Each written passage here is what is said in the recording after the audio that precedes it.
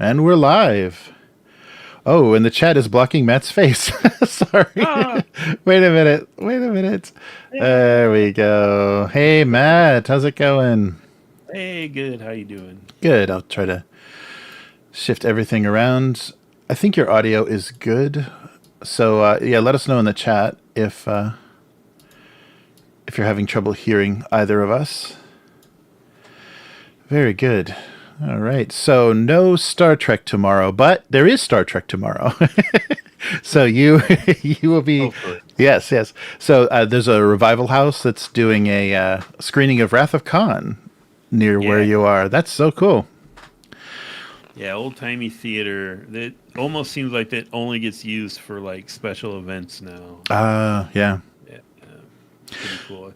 Yeah, that's great. Yeah, the movie studios own the theaters here in Japan, so there aren't really revival houses or art houses here.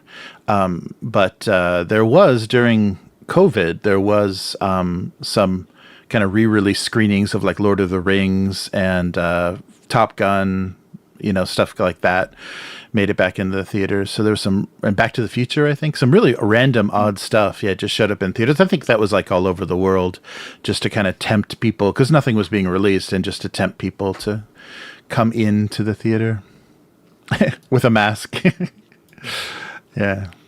Yeah, it's pretty fun. The same theater a couple of years ago. Was it a couple of years ago? Oh, actually, I guess it was pre-pandemic. Now that I think about it. They did like the Goonies, and I took my son to see the Goonies on the big screen. That was pretty awesome. Yeah, that's great. Yeah, and it's such a different experience from watching stuff. No matter how big your TV is, a projected movie, just sounds and feels so much different. So yeah, It's nice. So yeah, so hopefully you guys can enjoy that, and then we'll have our next adventure in the week, Friday after next. Yeah, so a week from tomorrow. Awesome. All right, and then we're moving up in eras. This is the TOS, the original series era for this adventure. So things will be a little bit more complicated and formidable. It won't be the proto years of the Federation. Oh, that's right. You said that that one was originally originally designed for Enterprise era. Right. Yeah. So everything was pretty weak. Like all the security forces and the ships and everything were pretty weak. So there was nothing to run into. Oh, hey, Miguel. Nice.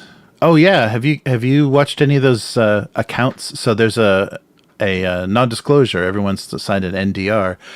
Or NDA, an NDA. Do not resuscitate.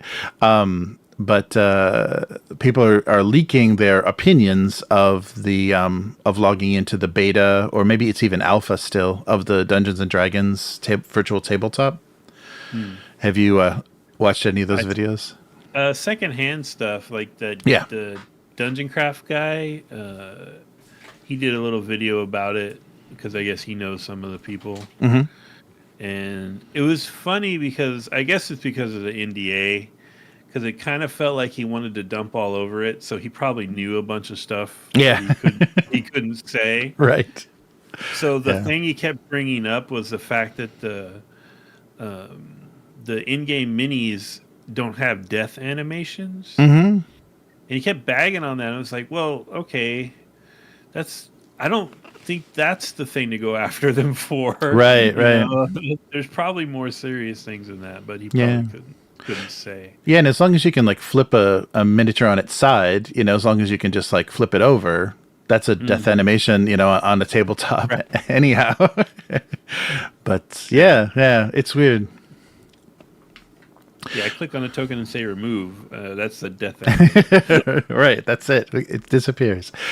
Yeah, so I wonder how much, and people have brought this up a lot too online, that the timing, Baldur's Gate 3, the release of that and how slick that is and how that handles the system and everything is not good for their virtual tabletop, because that's going to be the bar basically that people are going to be thinking of with how you display die rolls and how you do different how class abilities and stuff work in a digital platform, people are going to be thinking like that, and they seem to have a very weak, because it's Unreal Engine, so it can look nice, but if they're going to focus on it looking nice and not being, very intuitive and kind of handling everything people want to do, I don't know. It just with my experience with Foundry, it's everybody plays a little bit differently and has different expectations. And so that's why Foundry decided to do kind of modular install plugins.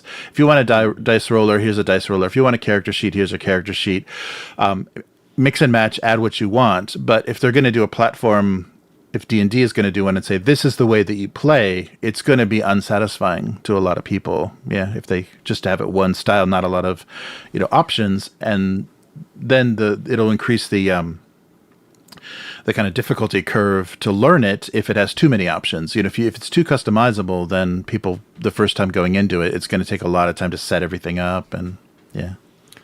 Yeah, and the other thing that I think Foundry and some of the other ones are going to be able to differentiate themselves from Wizards, it's that it's the stuff I don't like to do, but if you're willing to learn and do the crunchy stuff of putting in your own scripts and things, you can build your own modules for it, and it's if you're willing to do that, which I am not, there's a lot more flexibility there than you're going to get from the Wizards thing.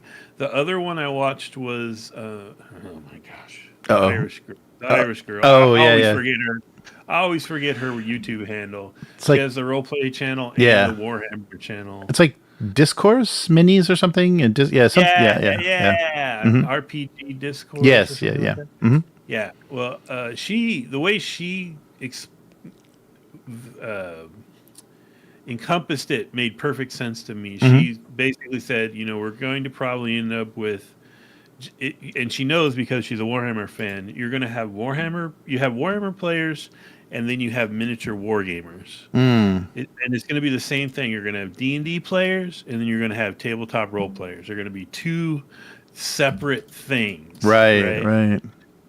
And that made a lot of sense to me, because there are a lot of people who play Warhammer but don't play other miniature games, or vice versa. And I think that's the way D&D is headed too. Like, already feel pretty separate from modern 5th edition D&D players in terms of like community or whatever. Right. And I think that's just going to get dialed up to 11. Yeah, that's a good point. And Wizards is going to make it really difficult to play any of their new stuff or any of their pre-written stuff in another on another platform. They're going to, want you to subscribe and play with it there. So, you're going to have to be stripping out maps and things from PDFs and character art and stuff to actually make it usable. Kind of recreate it, rebuild it yourself in another platform if you don't want to use theirs. So, yeah, that's going to be brutal. Yeah, no, I think that's a good point. Yeah, it's going to become its own thing. You're not a role player. You're a 5e revised player, whatever they're calling it. The E is for eternal. Yeah, right. 5th forever. Yeah, that's funny. Yeah, so I don't know, and the amount of labor to go into doing it like attack animations and death animations for every single monster and everything that they're going to release would be too much. I mean, that they would have to have like just a game studio basically size development staff to do stuff like that. Oh yeah, I would almost go so far as to say it's more than they can handle, because either you're going to have all the potential monsters available, and they're all going to do this cool thing, or you're not. In which case, it's an even more like regimented, limited environment. Like, oh no, I'm sorry, we haven't programmed the purple worm yet. So right. You're going to have to just sub in this other monster that we have animations for.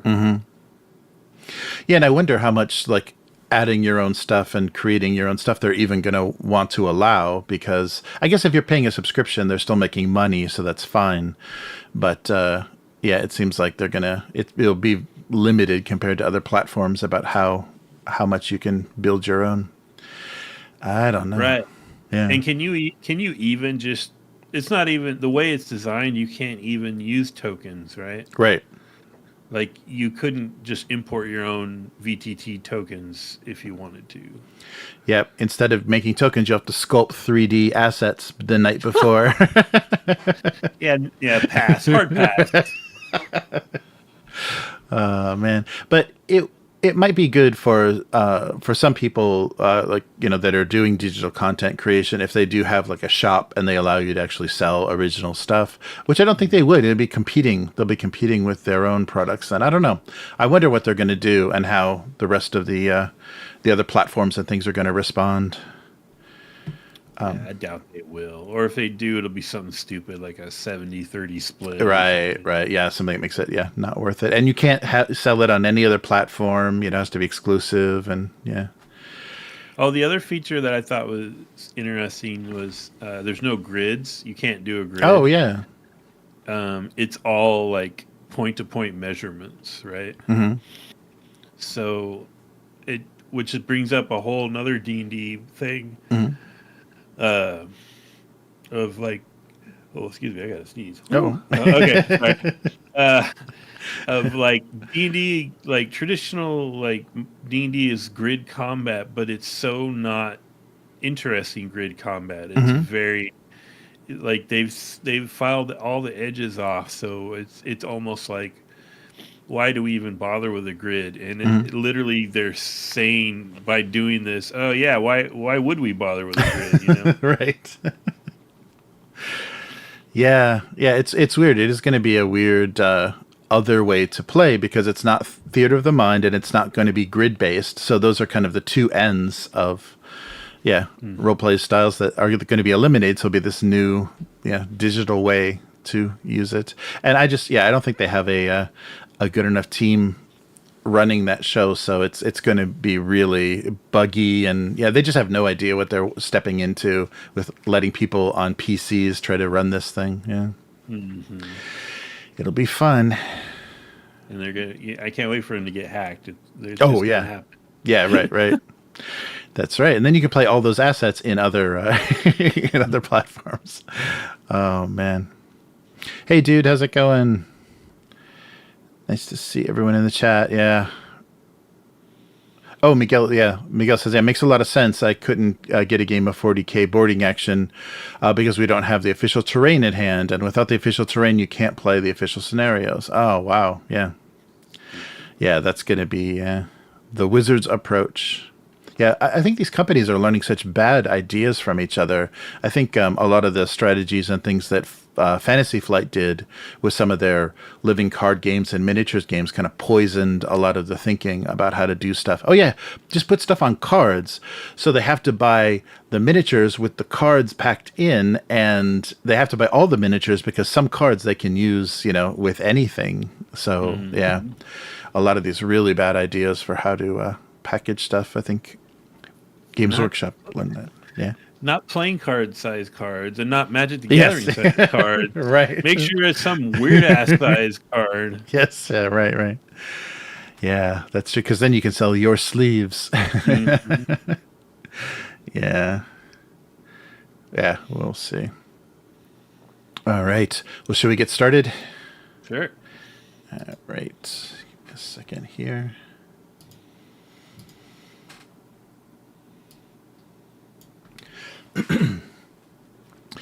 Welcome to the weekly. I'm Jeremy.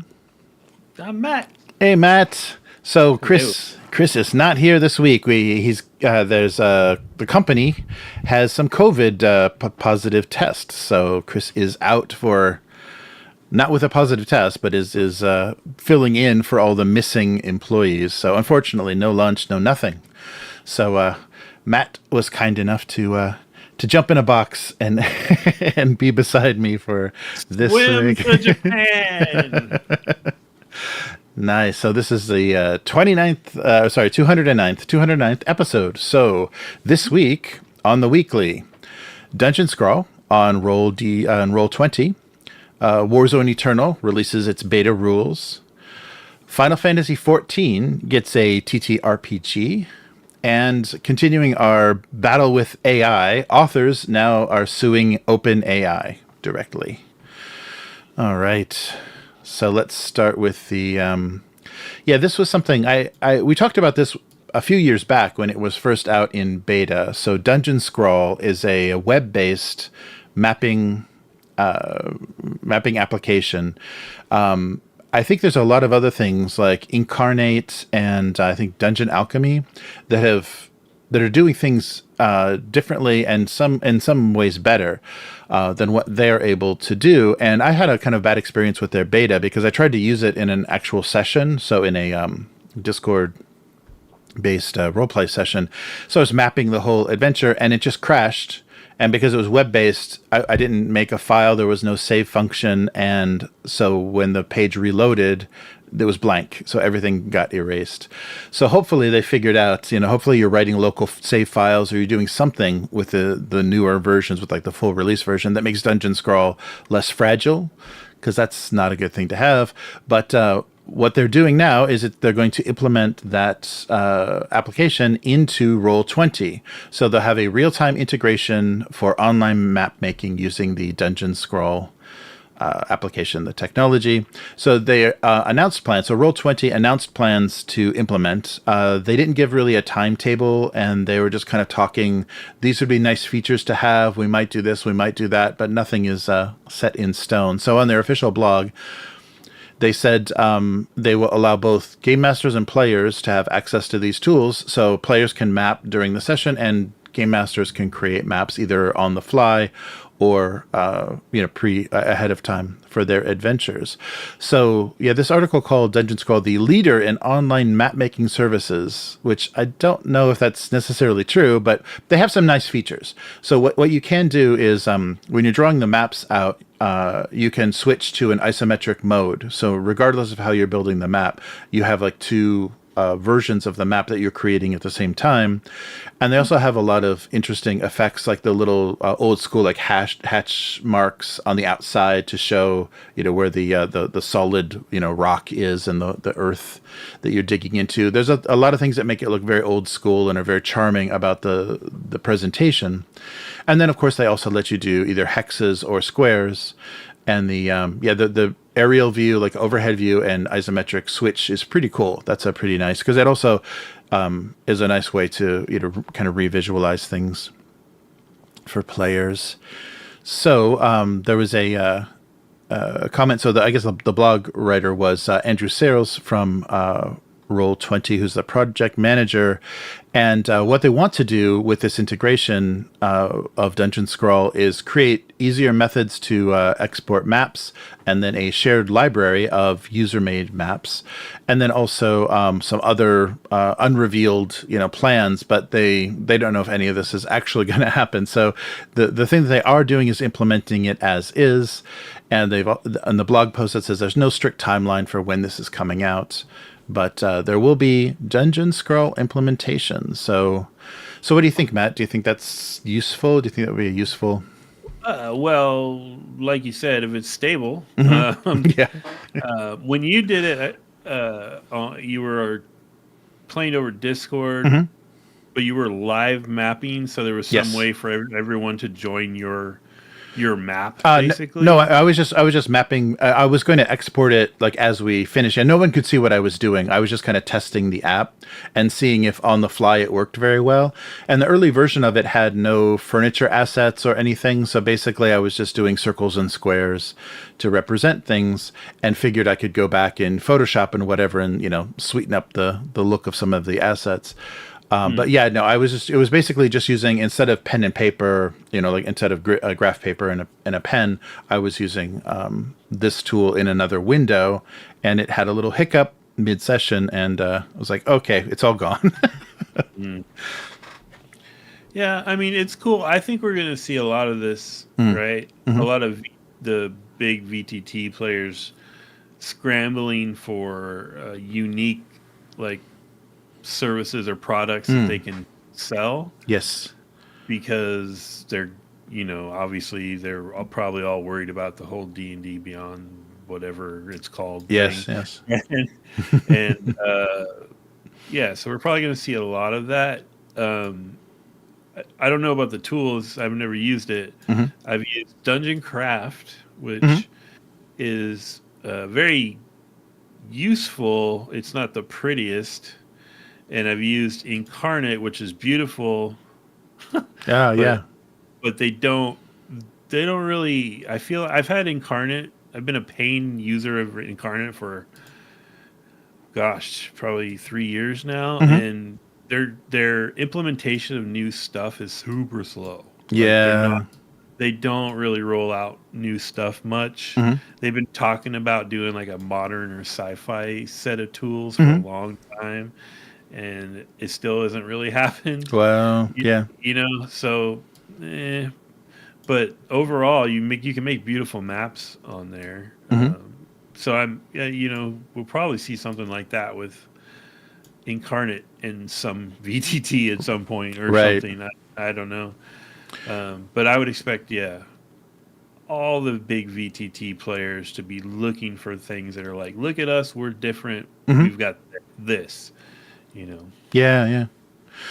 Yeah, that's a good point. Everyone's going to be kind of bracing themselves for whatever's going to happen to the player base with Wizards' release of this. Yeah, whatever this is. Yeah, we talked a little bit about that before the podcast. There are early reports now of what that's looking like because people are doing like alpha. They're allowed to try it online.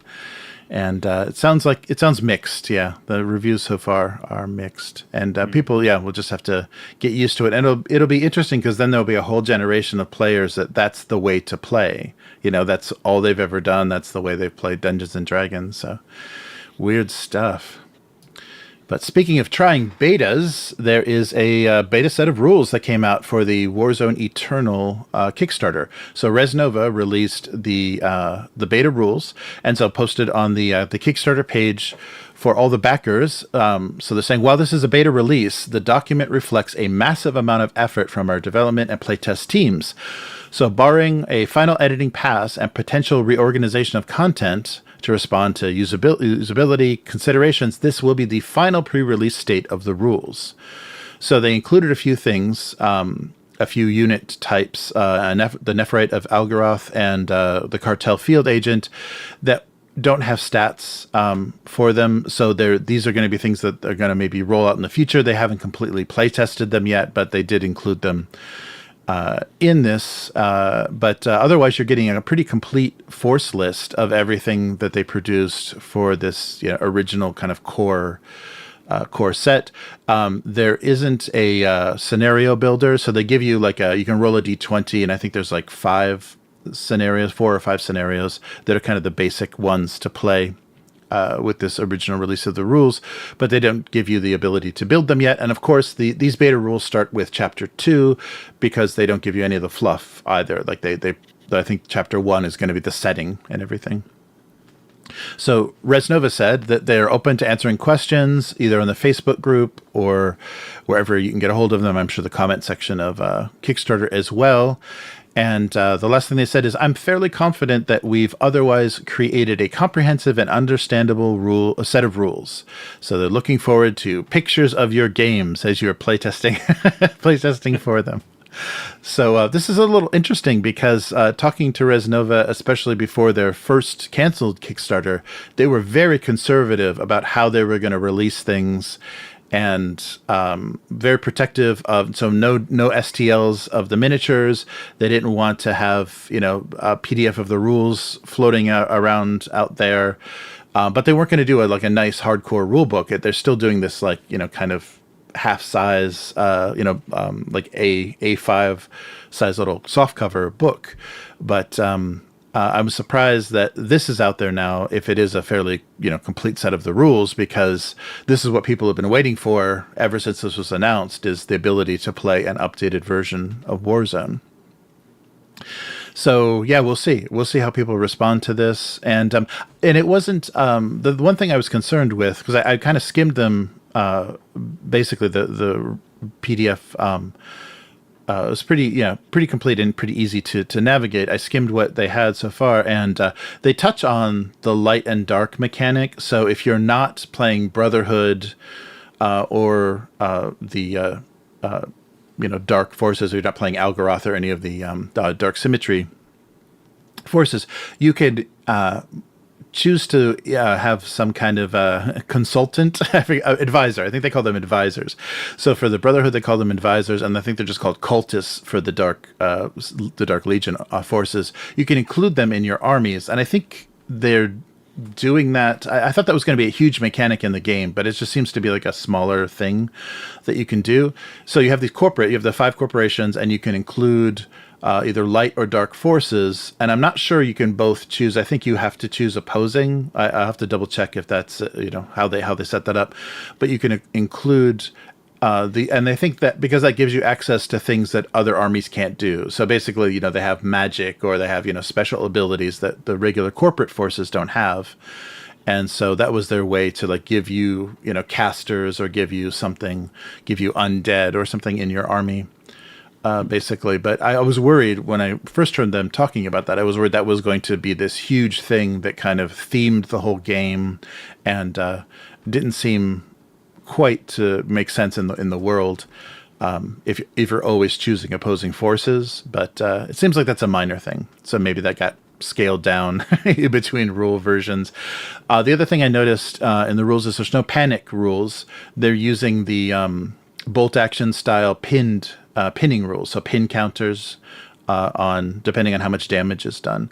So there's no panic. You're not making the rolls for leadership or anything. You're just unpinning yourself when you take too much damage.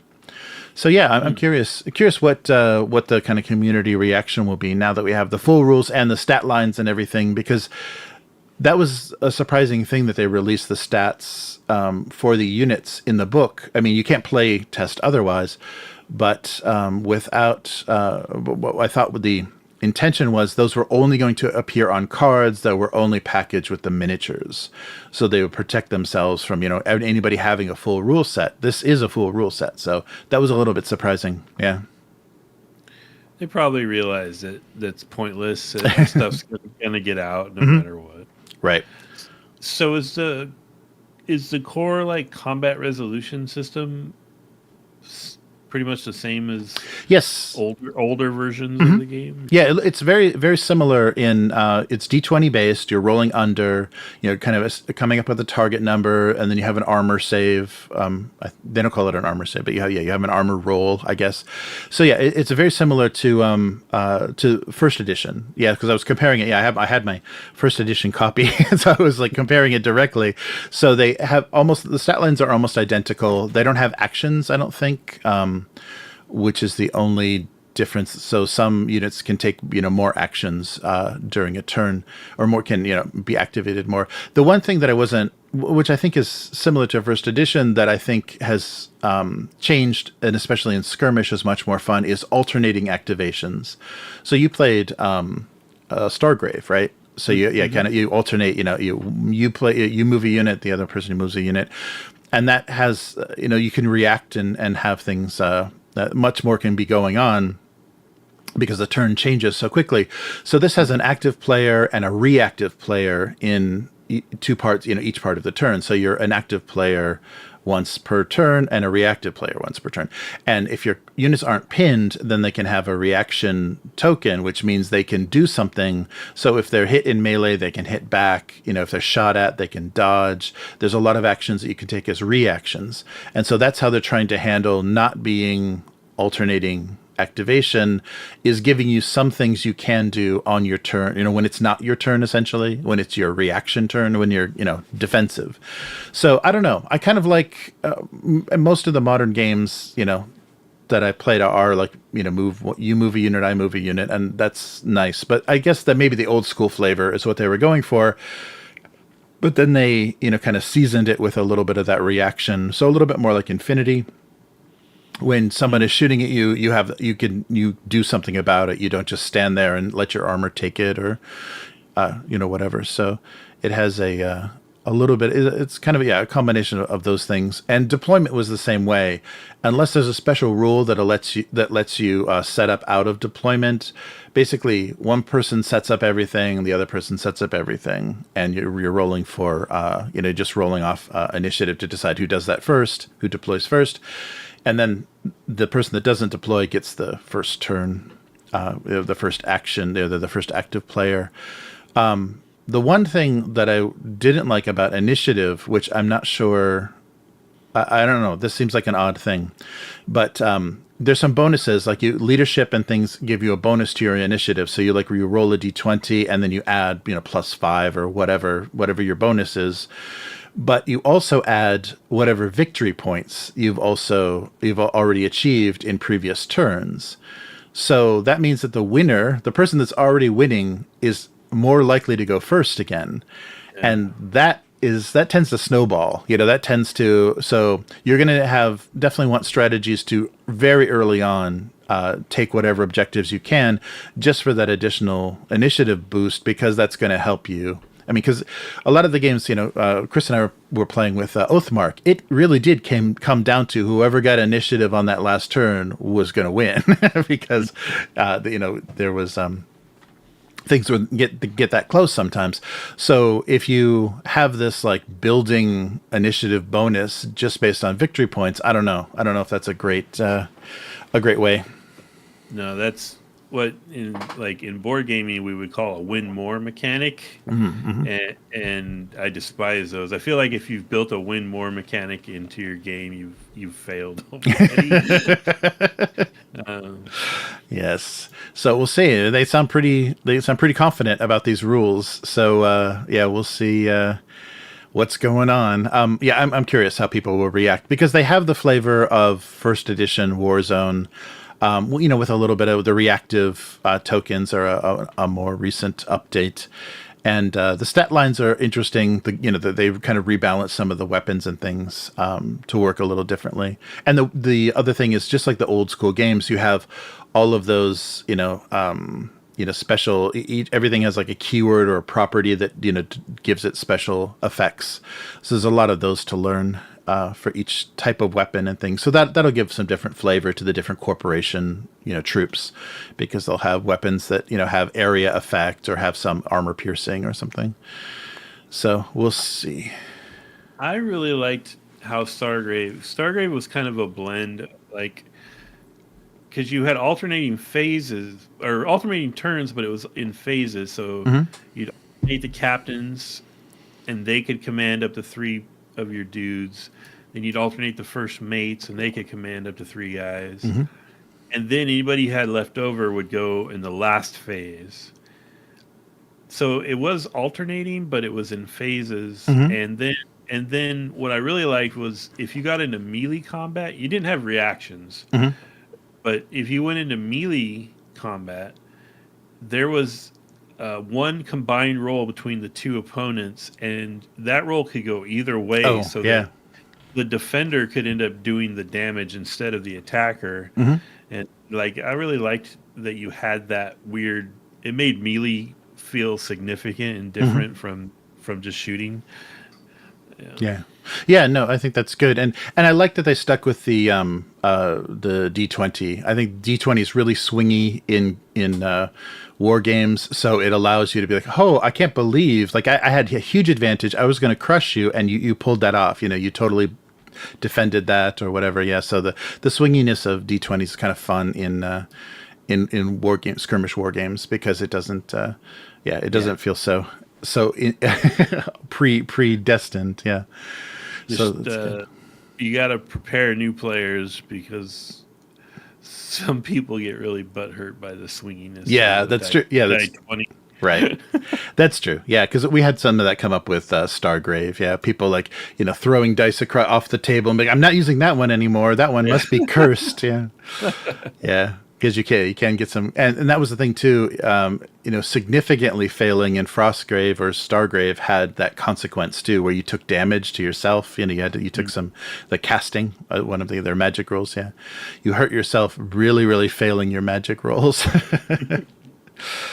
All right. Well, it's an anniversary. Everything's having an anniversary. So next year we got the 50th anniversary of D&D, but this year we can celebrate the 10th anniversary of Final Fantasy XIV.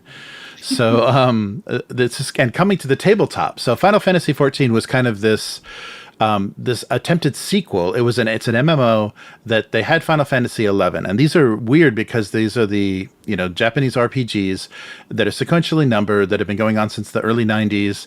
And when they got to 11, they said, "Hey, let's make an MMO," and they made a really difficult, very old school MMO.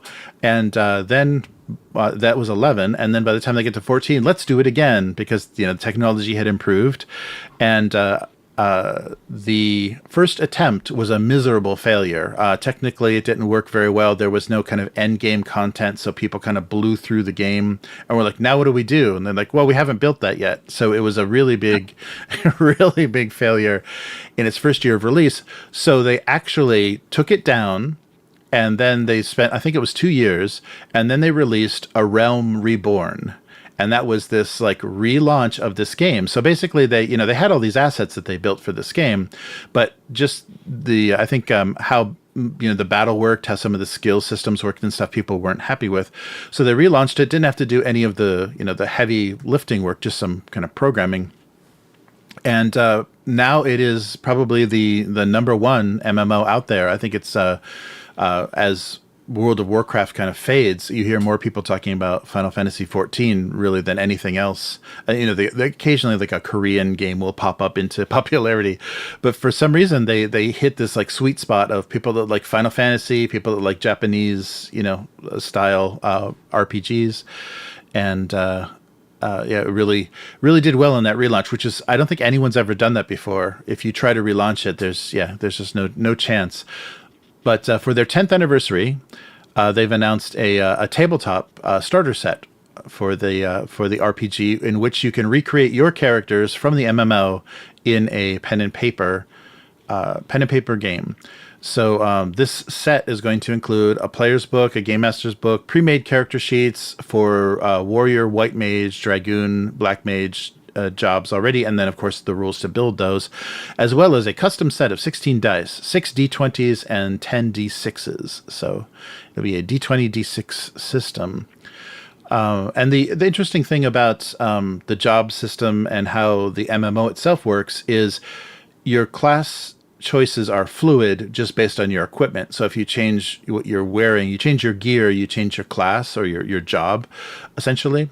And I think that's something that they took from the original Sword World. The Japanese Sword World RPG has that same sort of idea where you can level different jobs or different classes just based on what you're using to attack or what you're using to cast with. So an interesting system, and I think that would be fun to play on the tabletop. So this is, we don't know how much they're actually going to support this. This may just be like an anniversary treat kind of celebration thing. But this is, and this 10th year now concludes this is the first story arc is now concluding after 10 years. So they've been releasing additional content for 10 years to this MMO, which is pretty crazy to have to still maintain popularity, because usually they blow it to some extent. But on the website it says newcomers will be well equipped with this starter set, which includes scenarios supervised by the Final Fantasy XIV development team and original custom dice, all carefully crafted to provide an engaging experience for all fans of Final Fantasy XIV and tabletop RPGs. So you can pre-order it now. It's retailing for $60, $59.99 US, and so you can. The release is not until, so actually maybe next year is the 10th anniversary. The release is not until I believe I'm just looking at that. I was just looking at that date now. Where is it? May. Yeah, May of next year is the actual release. So you can pre-order now on the website. And it may, depending on if the pre-order is going to be how many they make, or if they have they could sell out, because I can't imagine they're going to make these forever. But there's some photos on the website, and they look like they're doing a nice job. It's themed like the game, and it's, because it's Japanese, it's a very small form factor. The box itself is very tiny. All the books are booklets, essentially. So it's like a tiny, a smaller scale kind of game, and there's tokens and things to support all the mechanics you need. But so You can return to, I can't forget how to pronounce the world name, Erzia, Erzia, maybe Erzia. They spell things horribly in Final Fantasy. But but that is available for pre-order on their site. And along with that, so if that's not enough for you, if you need to celebrate Final Fantasy XIV even more, just like we talked about with these Beetle and Grimm guys doing their custom whiskeys, a Japanese company, Nagahama Roman Beer Company, is producing 3 Final Fantasy XIV whiskeys. So each of them are themed after the game's starting cities. So when you make a character, you can choose one of 3 cities to start in, and they're kind of, geographically kind of on the each other side of the continent from each other, and they have a different look and feel. Like one's a desert, one's a forest, and one's a seaside kind of pirate themed city. And so this company has announced they're doing this as another anniversary celebration. So the three whiskeys. The first one is the Ul'dah, representing the desert metropolis, which will be aged in wine and sherry barrels for a complex and luxurious flavor. The Gridania is the dense, sprawling forest city. Will be an unblended whiskey to accent woody, leafy, and smoky notes. And then the Lominsa is the sea-based, the port town, which will have a sea breeze with sweet mellow finish, a grain whiskey. The other 2 are malt. This will be a grain whiskey. And to further incorporate the pirate theming of the port city, they will be aged in rum barrels. So if you thought the tabletop RPG was expensive, that starter set, these will be 8,000 yen each for 700 milliliters. So not even a liter, 700 milliliters of whiskey. So about $65 maybe US, and will be available October 10th. The images they show, they have very gorgeous painted labels to theme with the cities. But yeah, these are definitely collector's items. I don't know if you want to open these bottles anytime soon, but they're going to be available as a celebration. So the Isetan department store is going to have a Final Fantasy kind of collaboration. So a decade's journey, they're calling it. And so they'll feature these whiskeys as one of the limited goods you can buy at this department store in Tokyo, and also the website. They'll be available to order starting September 28th. And the celebration at the department store goes from September 28th to October 2nd. So basically just a long weekend. It's very, very short celebration. But so Final Fantasy is a serious thing here. They're not messing around. So this is the same issue I had with the last whiskey we discussed.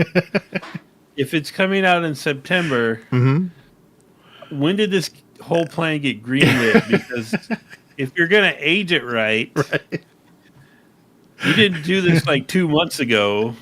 Yeah, well, I think the blended ones they could get away with. Yeah, the 2 blended whiskeys they can get away. It may just be like, basically relabeling a product they already had in barrels. Yeah. I don't really. I've had a really good Japanese whiskey. Oh, yeah.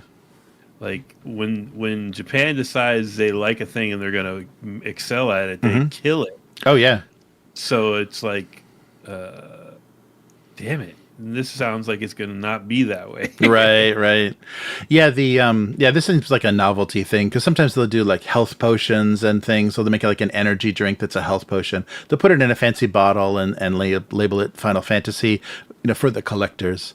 But Japan doesn't mess around. A Japanese guy married a Scottish woman, brought her to Japan and said, "Teach me how to make whiskey." And basically the Nika Whiskey Company was born. Yeah, one of the bigger whiskey manufacturers. So if you marry into it, I guess it's okay. But my daughter in the US, they're going to be visiting Japan, and she said just to visit the Final Fantasy Cafe, they had to make a reservation a month ahead of time. So she was trying to schedule that during their visit, but she had to do it 30 days ahead, because a Final Fantasy Cafe, which is basically just a cafe with coffee and desserts that look like Final Fantasy characters, and with a little gift shop, like with a little exclusive gift shop you can exit through, and that's basically all it is. And you got to make reservations just for the privilege of buying a $12 latte. Yeah. So getting back to the actual TTRPG yes. part of this, do you think they're going to support it, or is this just a special thing and they're going to walk away from it? I don't know. Yeah, it makes me worried that it's a that it's an anniversary. They're theming it for the 10th anniversary. It would be cool if they supported it because it's a fun system, and the art style, especially if they use the art style from their printed work from the game, the illustrations are really wonderful, and the whole world is very fun and very charming. So if they did support it and gave you adventures in the starting cities and everything, it could be really fun because there's so much content already written. There's characters, and you have all your NPCs, you have descriptions of them and everything from the MMO. So you could and all of the character art and everything already exists. So I doubt it. I don't know. It depends. If it's insanely popular, which it will be just for the collector's sake, but maybe if gamers pick this up as well, it could be something that they support in some kind of way. It is Square Enix, and they're not great at being receptive to fans and stuff. They have their own ideas of how to do things, which get a little frustrating, I think, for people sometimes. But I don't know. And if they're producing this themselves, if they're not using a third party to kind of put this together, I don't know. We may see. I would imagine if it does get supported, maybe only digitally. There maybe is some PDFs or something that come out in the future.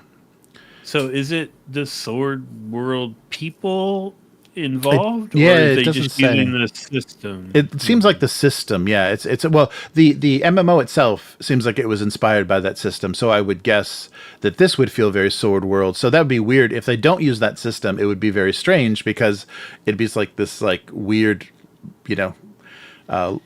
lost in translation version of going back to that system through an MMO.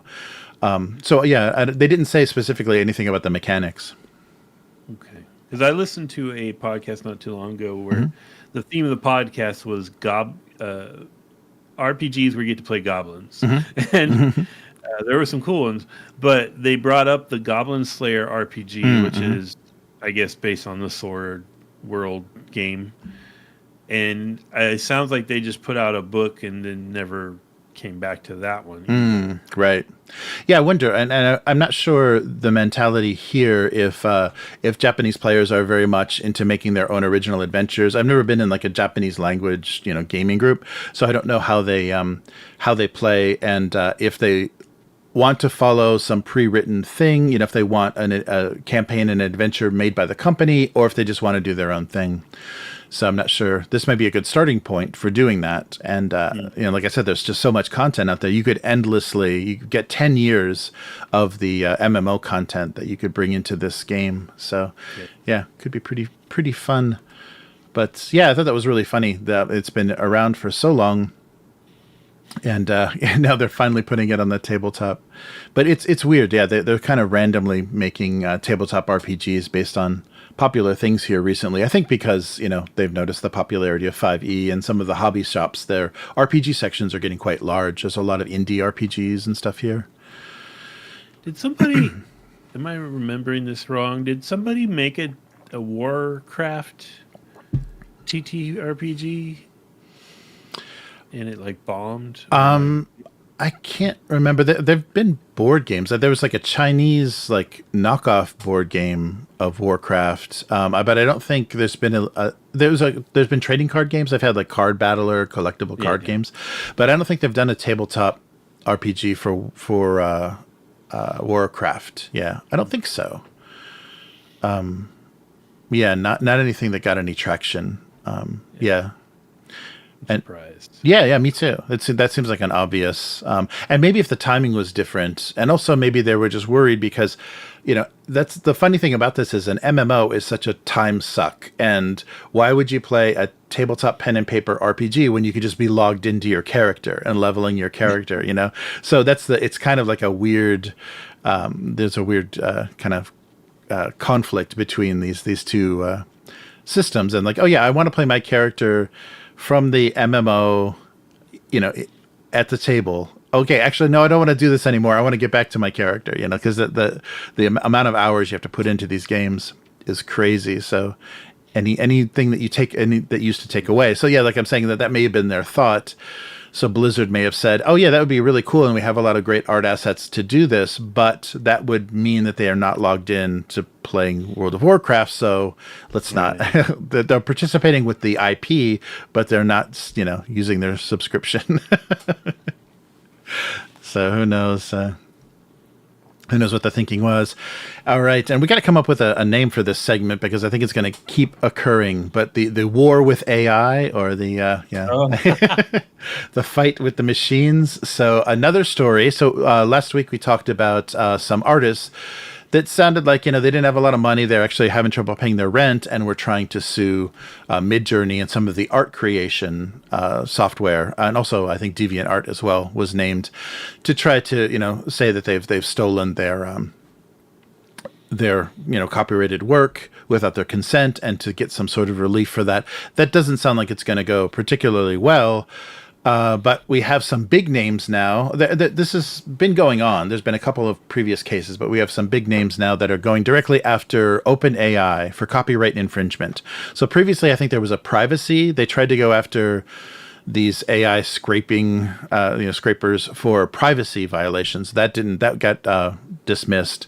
But now they're doing a class action lawsuit, and one of the big names is, of course, George R.R. Martin is one of the people named in this OpenAI lawsuit. So 17 well-known authors, including Jonathan Franzen, John Grisham, George R.R. Martin, Jodi Picoult, and others are going to be suing in the Southern District Court of New York as plaintiffs in a class action suit. So the complaint says OpenAI has copied the plaintiff's work wholesale without permission or consideration, and fed that copyrighted material into their language model, the large language models for Chat GPT. So the complaint also says these authors' livelihoods are derived from these works that they create, but the defenders' LLMs endanger the fiction writer's ability to make a living, in that the LLMs, the large language models, allow anyone to generate automatically and freely, or very cheaply, text that would otherwise pay creators to create. So they're saying these derivative works that are based on mimic, summarize, or paraphrase their books, and harm that market. So and they're going on to say, of course, they could have trained this AI on works in the public domain, but instead they chose to feed it ebooks. So previously, I think earlier in September, John Grisham, Michael Chabon, and some others were putting together this. That's right. So the latest lawsuit was put together earlier this month, but previously in June, we had comedian Sarah Silverman. I think we talked about this last week. Christopher Golden, Richard Kadri, and others suing OpenAI and Meta directly. They filed a complaint in June, saying that their writing and their work was taken to train their AI models. So this sounds like it has a little bit better of a chance of getting a response, but it's just going to be rewards for the lawyers running the class action lawsuit, and some people that are already quite comfortably wealthy from their from their writing. But at least it may set a legal precedent that will protect smaller creators in the world. Unfortunately, though, the companies, this isn't the first time that they've been threatened many times by this, and Microsoft has stepped up who partners with OpenAI, they've stepped up to say, we will take the legal heat from all the commercial users if the Copilot AI service that they're developing with them gets sued. So Microsoft has very deep pockets, so I don't think you're gonna get anywhere suing anything Microsoft is gonna back and hire put their legal team toward. So we'll see. There's, like I said, there was a previous privacy violation lawsuit that was dismissed, and one of these is going to have to hopefully make some progress and set a precedent that then people can start to regulate, or as a basis to start to create some sort of law about how this stuff should work. I get why the privacy one had no chance, because anything you put online, you've already accepted some terms, to make that stuff public anyway, so you're screwed. Yeah. But the challenge with it, as far as copyright, and they're going to need to get a smart judge who cares. Yeah, right. Because I'm thinking of that old thing with the congressman a million years ago who was trying to describe the internet on the floor of the house, and he was like, it's a series of tubes, right? So you don't want to judge like that, right? You want one that you can show like evidence. Okay, this was our property, and here's what they produced, and it's clear that they derived it from this kind of thing. They might have a chance.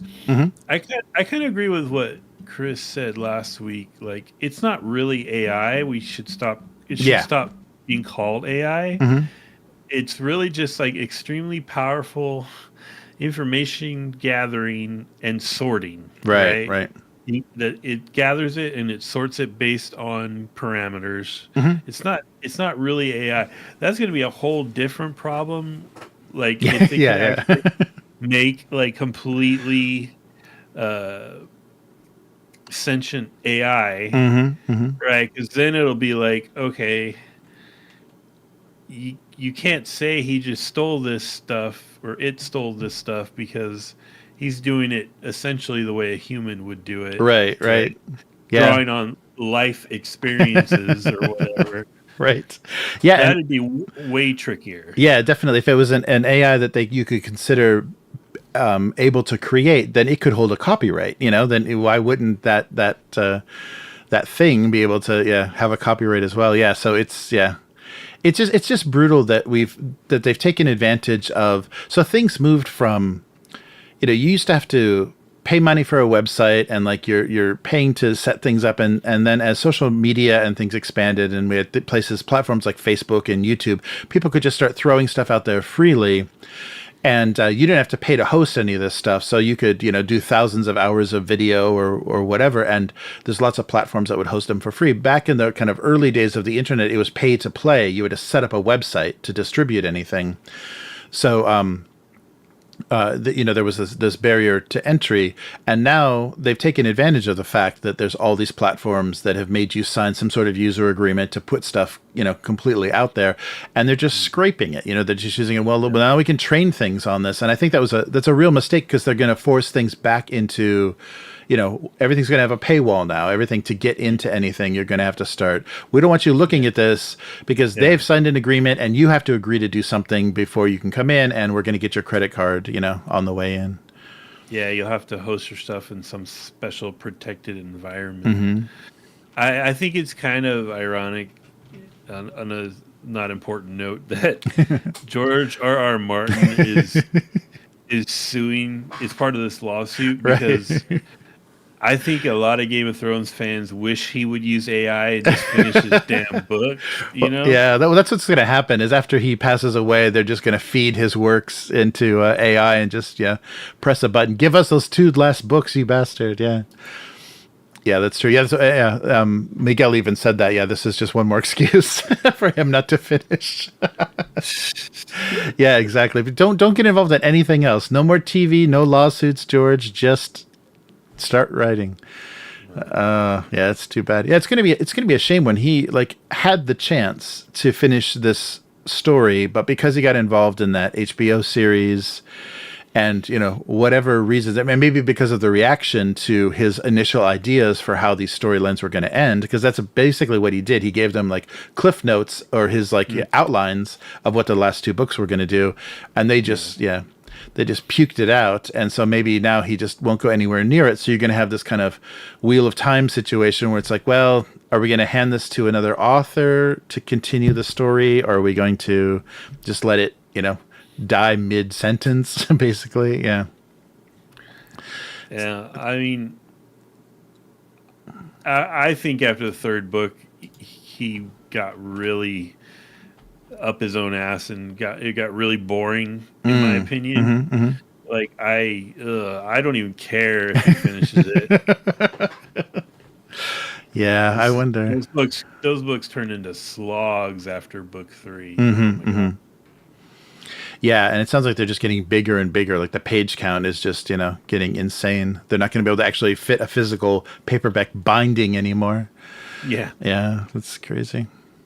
But then they can release them in volumes like they love to do anyhow. Yeah. The part 1 and part 2 of the last book. Yeah.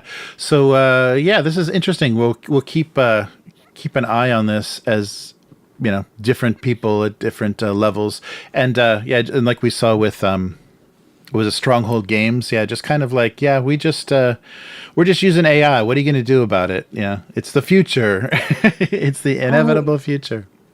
Yeah, and oh man, I shared with you that article just as a kind of a follow up to that story you did.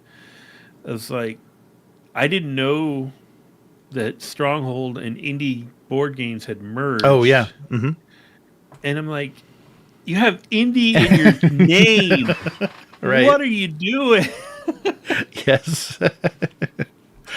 Yeah, that's too bad that they're really gonna like hurt so many people that could actually be producing, be working with them, doing art and rules writing and text, doing the all of the support writing for games. And it's just like, no, we'll just have AI do it, because and I guess though that's the problem, the weird, because there's so many contractors, because there's so few in-house people doing things anymore, and it's so many contractors. I think there's a weird kind of suspicious a relationship that has a little bit too much suspicion in it, that as soon as people that are just working as contractors, that are working multiple jobs for multiple companies, as soon as they get tools that are going to cut time and make it easier for them to make money, that the contractors themselves may take advantage, because that was the problem that Wizards had, is they had a contractor that was editing his illustrations with AI art apps. So I think there's a bit of suspicion. So the companies are just much more easy to give up, because they're just going to assume that their lazy, low-paid artists and writers are going to try to do that to them anyhow, just to get more work. I have a feeling that there's a weird, just the way that digital art seems to go. Like when things like Fiverr and some of those gig job kind of websites came up, it was just find the cheapest possible way to flip assets or recycle tools or things that already existed online to make a quick buck as a creative contractor. And now there's I think that whole mentality has tainted how a lot of companies view their contractors or people they work with. So I don't know. Yeah, that's just my thought. So I think they're seeing that as a justification. It's like, yeah, we're gonna get screwed with AI, so we may as well stop caring and start using it ourselves. I don't know. Yeah. Mm-hmm. But hopefully someday we'll have rules. We'll have rules and guidelines, best practices for how to use this stuff. Hopefully.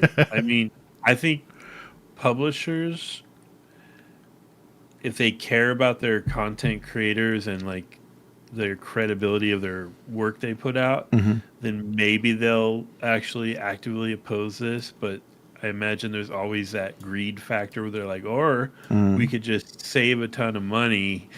Yep. ditch all these legendary authors and, Right. And for a monthly subscription, we can generate as much text as we would ever need. Yeah. Yeah.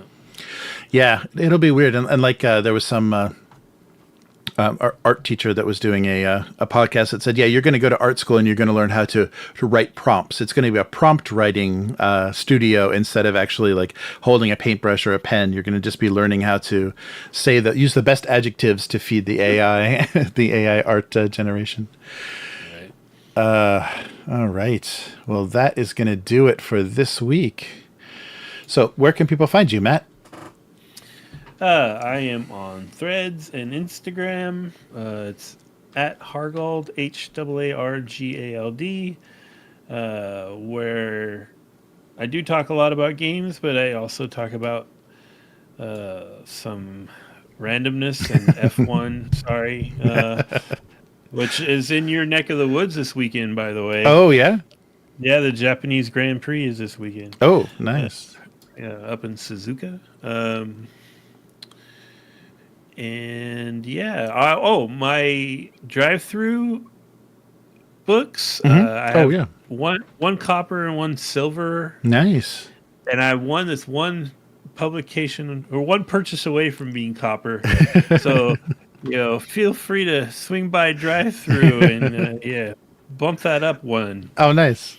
Yeah, we'll put a link to your drive-through, everything you've got on drive-through, so people can find that easily in the description. Yeah, very cool. Nice. Oh, so yeah, I'm still doing. Unfortunately, it didn't happen this week, but I'm still doing the single panel gag cartoon abuse cartoons on YouTube and Twitch.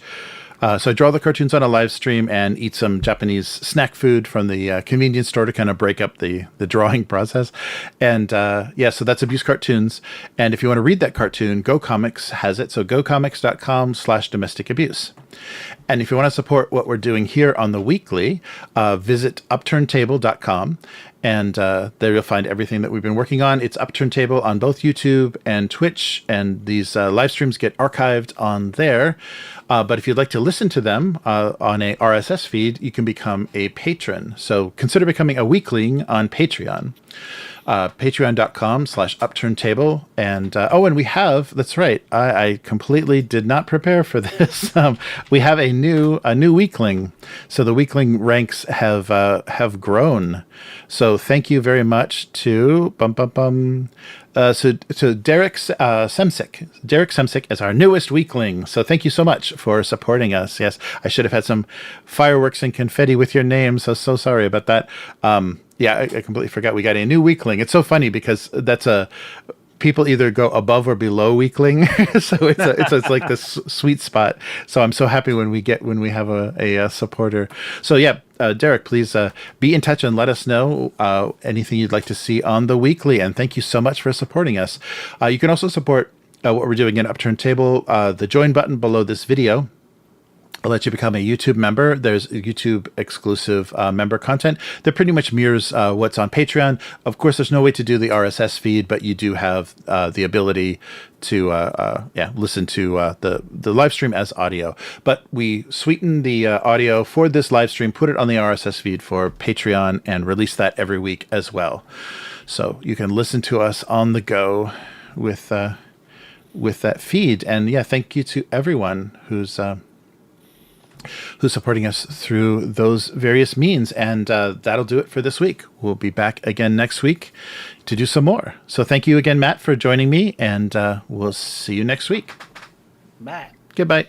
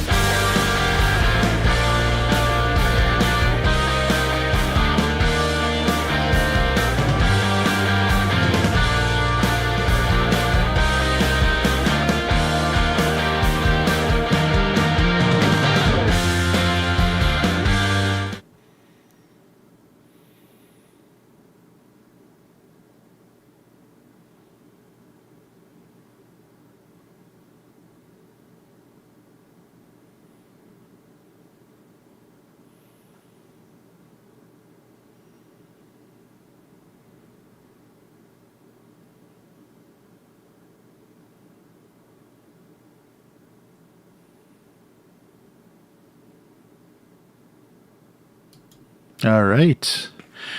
So we're back for the second half. So let's take a look at the chat. Yeah.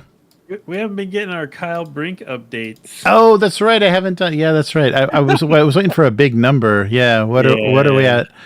I keep updating it on the on my notes. Yeah, 244. Yeah. Yeah, he hasn't been showing his popping his head out, so there hasn't been anything to make fun of recently. But yes, 244. Yeah, we're gonna get to a year, aren't we? And he's still gonna be he's still gonna be at the top. Yeah, we need some press releases with his fingerprints on them. I wonder if they told him to scale it back.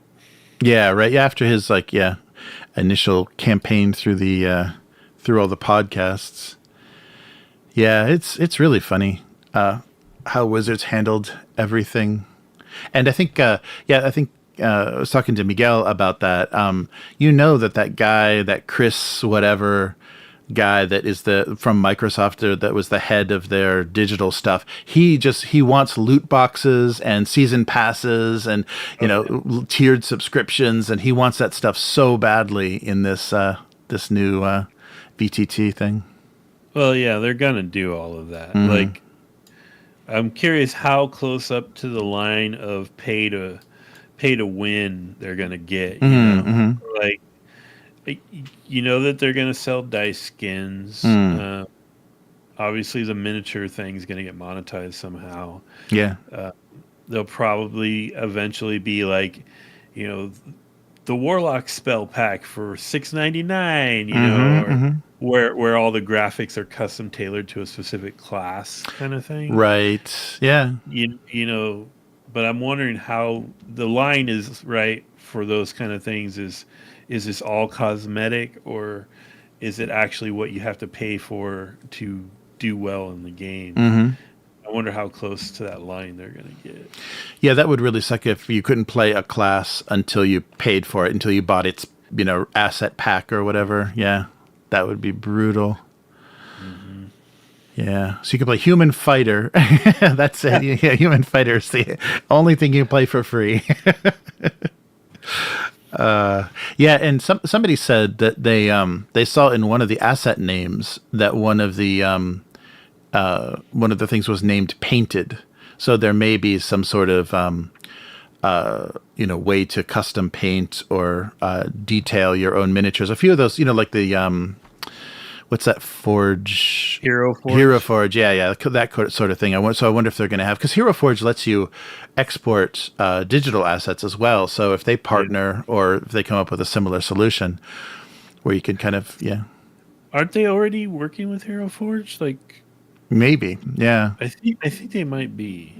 That would make sense, yeah, because having that thing existing, and if you wanted to be able to let people custom paint things and everything, you'd have to have that kind of platform. And if they've already built it, then that would make sense. Yeah, I wonder who's going to have a partnership and who's not, and how much that's going to hurt their business, when this thing finally comes out. Yep.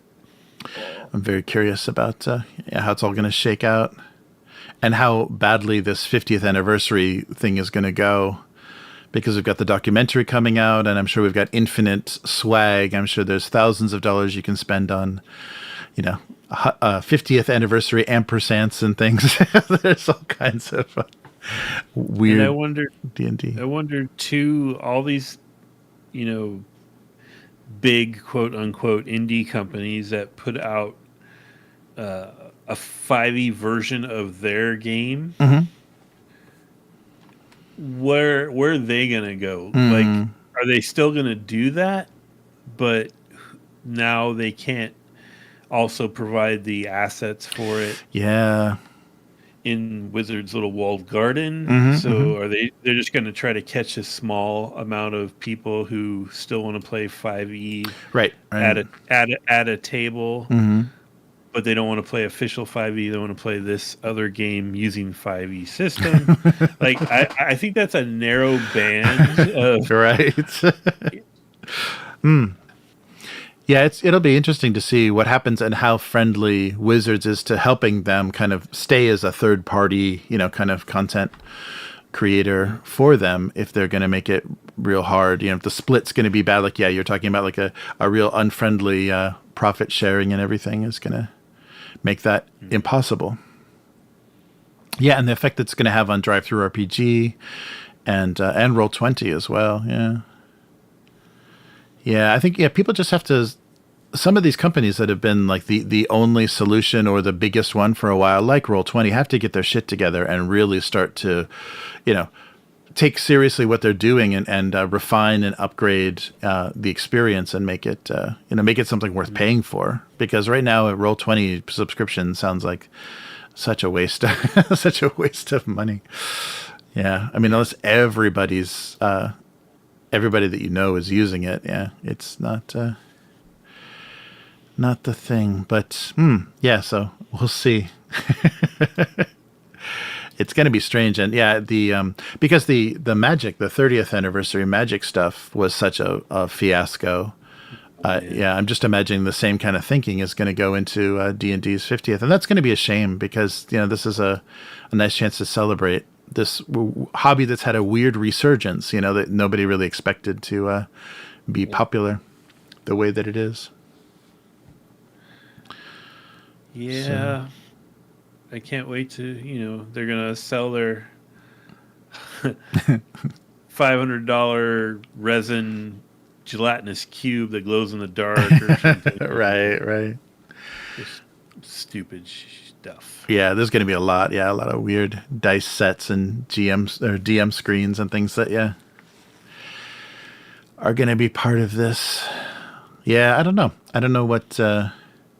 we're entering, and I think they're doing this in such a cowardly way. This like trying to move forward, but not too quickly. We don't want to shake anything loose. We're going to keep all the audience, on our back that we can, and carry them into this next money-making, monetized phase of this. But I don't know.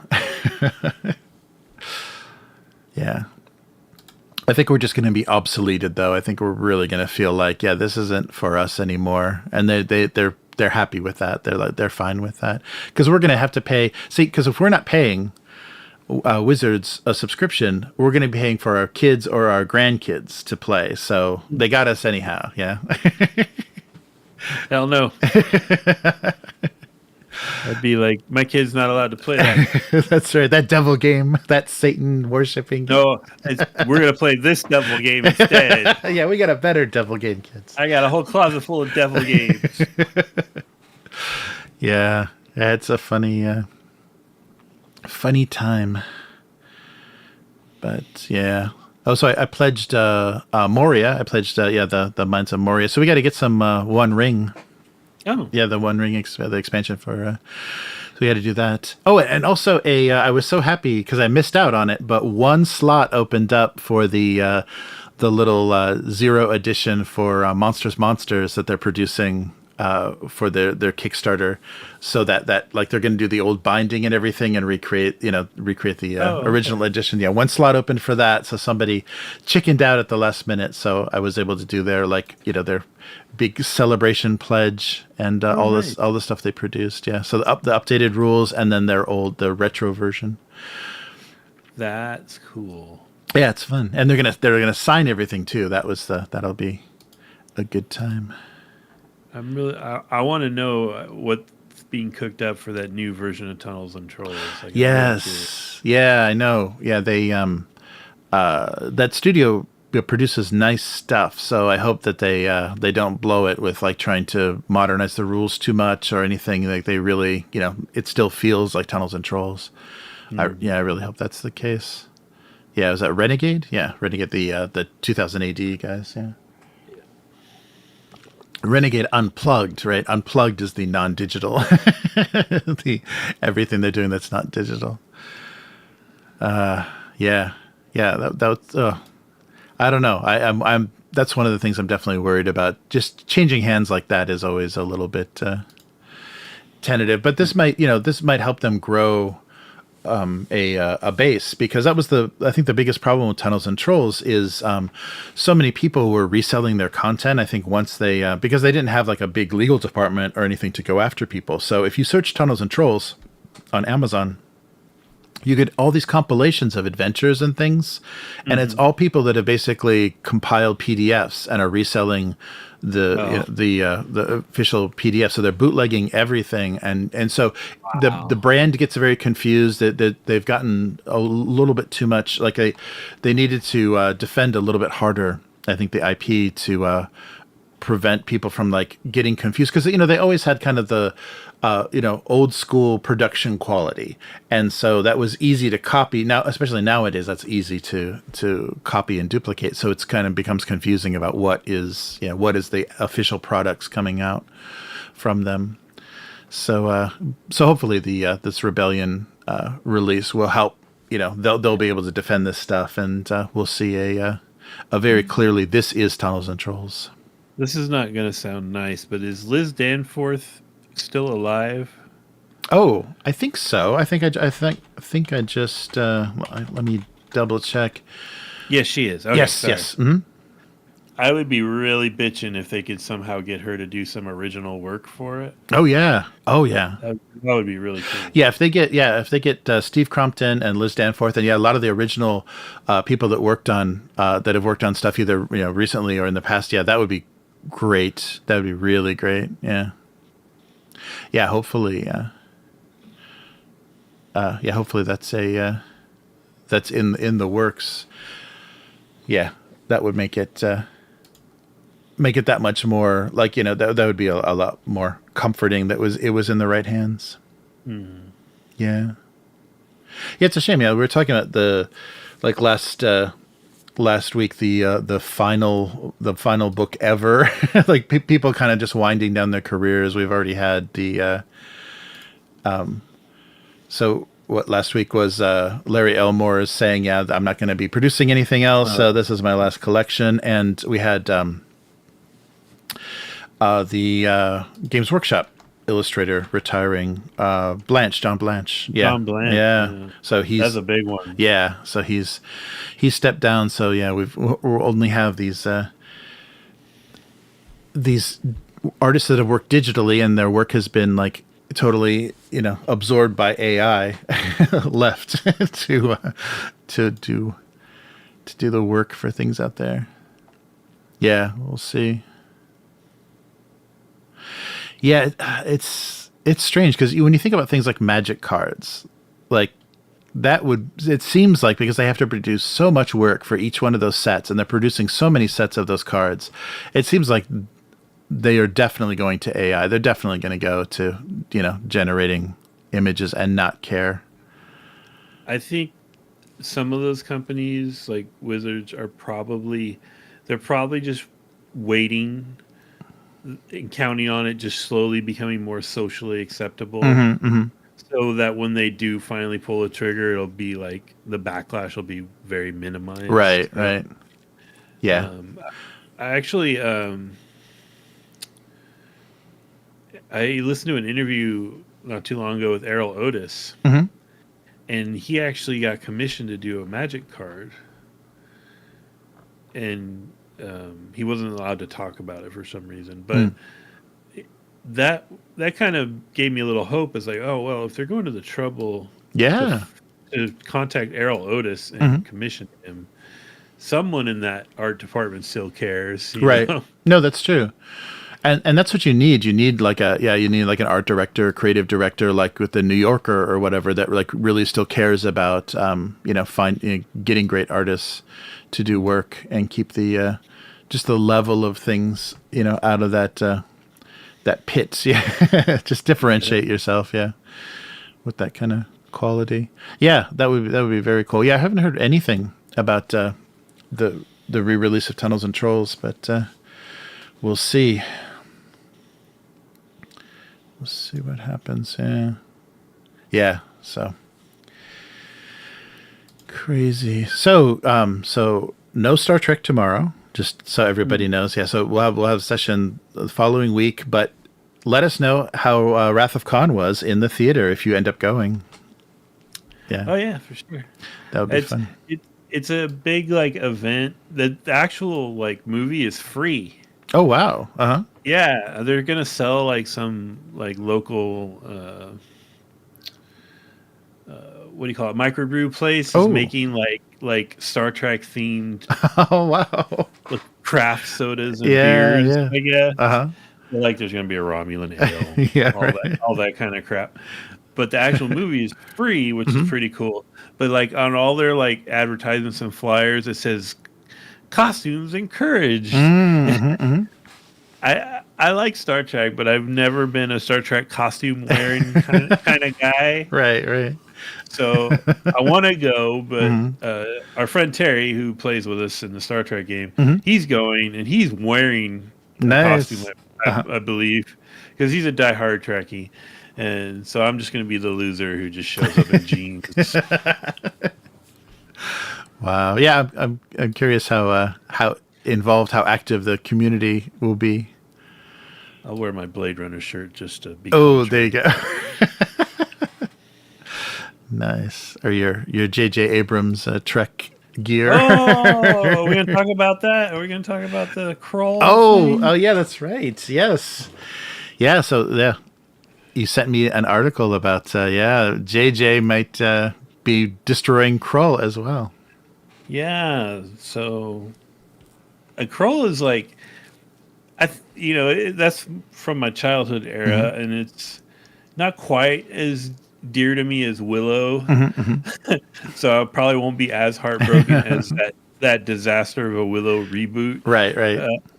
But still, it's like Krull is like it's in that perfect cheesy 80s fantasy. Oh yeah, like sword and sorcery zone, and it's like, oh, which way is he gonna go with this? Is he gonna go over the top action with lens flare a go, or is he gonna go with like some stupid mystery box thing? And like, it could be bad. I don't know why they haven't figured out that he doesn't know what he's doing yet. Nobody's figured out that he's not gonna. Well, I don't know. He made Star Wars money. Those movies, no matter what, the sequels still made money. So that's the unfortunate thing. Well, okay. Force Awakens was a competent remake of New Hope, kind of. Right. It was like his Super 8. That Super 8 movie he did that was like a remake of Goonies, basically. Yeah, exactly. Same sort of thing. Yeah. But then you get to, because the second one was Ryan, what's his name? Right? Yeah, right. The third one was the one, I don't remember who the original director was, but he got called in, right? To clean that one up. Right. And it was a goddamn disaster. So it makes me think, how bad was it before they called him in? Right. Yeah, that screenplay leaked. Yeah, I can't think of that director's name. I think it was the Godzilla guy. I think it was the guy that did Godzilla. But his first draft or whatever leaked online, and people were. I mean, it wasn't any crazier, it wasn't as subverting expectations as hard as the Rian Johnson one was, but it was a totally different tone. So there would have been 3 movies in a trilogy, each one of them having a totally different take on the whole idea. I'm totally blanking on his name, but yeah, I would have, I think, rather have seen that than that like weird repair job that JJ did. Because what ended up coming out had no tone. Right. It was pointless dialogue, smash cut to somewhere else, pointless dialogue, smash cut to somewhere else, pointless dialogue. Oh, and cute thing, put a cute thing over here. Yeah. Yeah, that was horrible. Horrible. And it's not even like Krull horrible, where it's like, it's a thing of its era, and it's kind of cheesy, but it's earnest, Right. No, this is just terrible. Yeah, it really was a hack job. Yeah, just like you gotta save this. You gotta fix anything that the internet complained about. Yeah. There's a YouTuber guy who I watch his stuff usually, who sells his own merch, and he has a shirt that I'm actually thinking about buying. And it's the best line from that horrible movie. It's when what's his name that plays Poe? What's that? Oscar Isaac. Oscar Isaac. Yeah, he has his line in the movie. He's like, "Somehow Palpatine returned." Yeah, right. It's like that garbage line sums up the whole movie. Somehow Palpatine returned. Yeah, somehow. He could have just said off camera, off screen, Palpatine returned. Yeah. That's true. That was and I don't know. And it set kind of a weird, I think, precedent for how little you have to care about any sort of continuity with Star Wars now. It's such a mess because, now that they're folding in the animated series stuff, it's just like, oh, now it's getting really, really weird. It's getting hard to understand like what anything, because now we're in a new galaxy, right? Ahsoka has taken us to a new galaxy. Yeah. So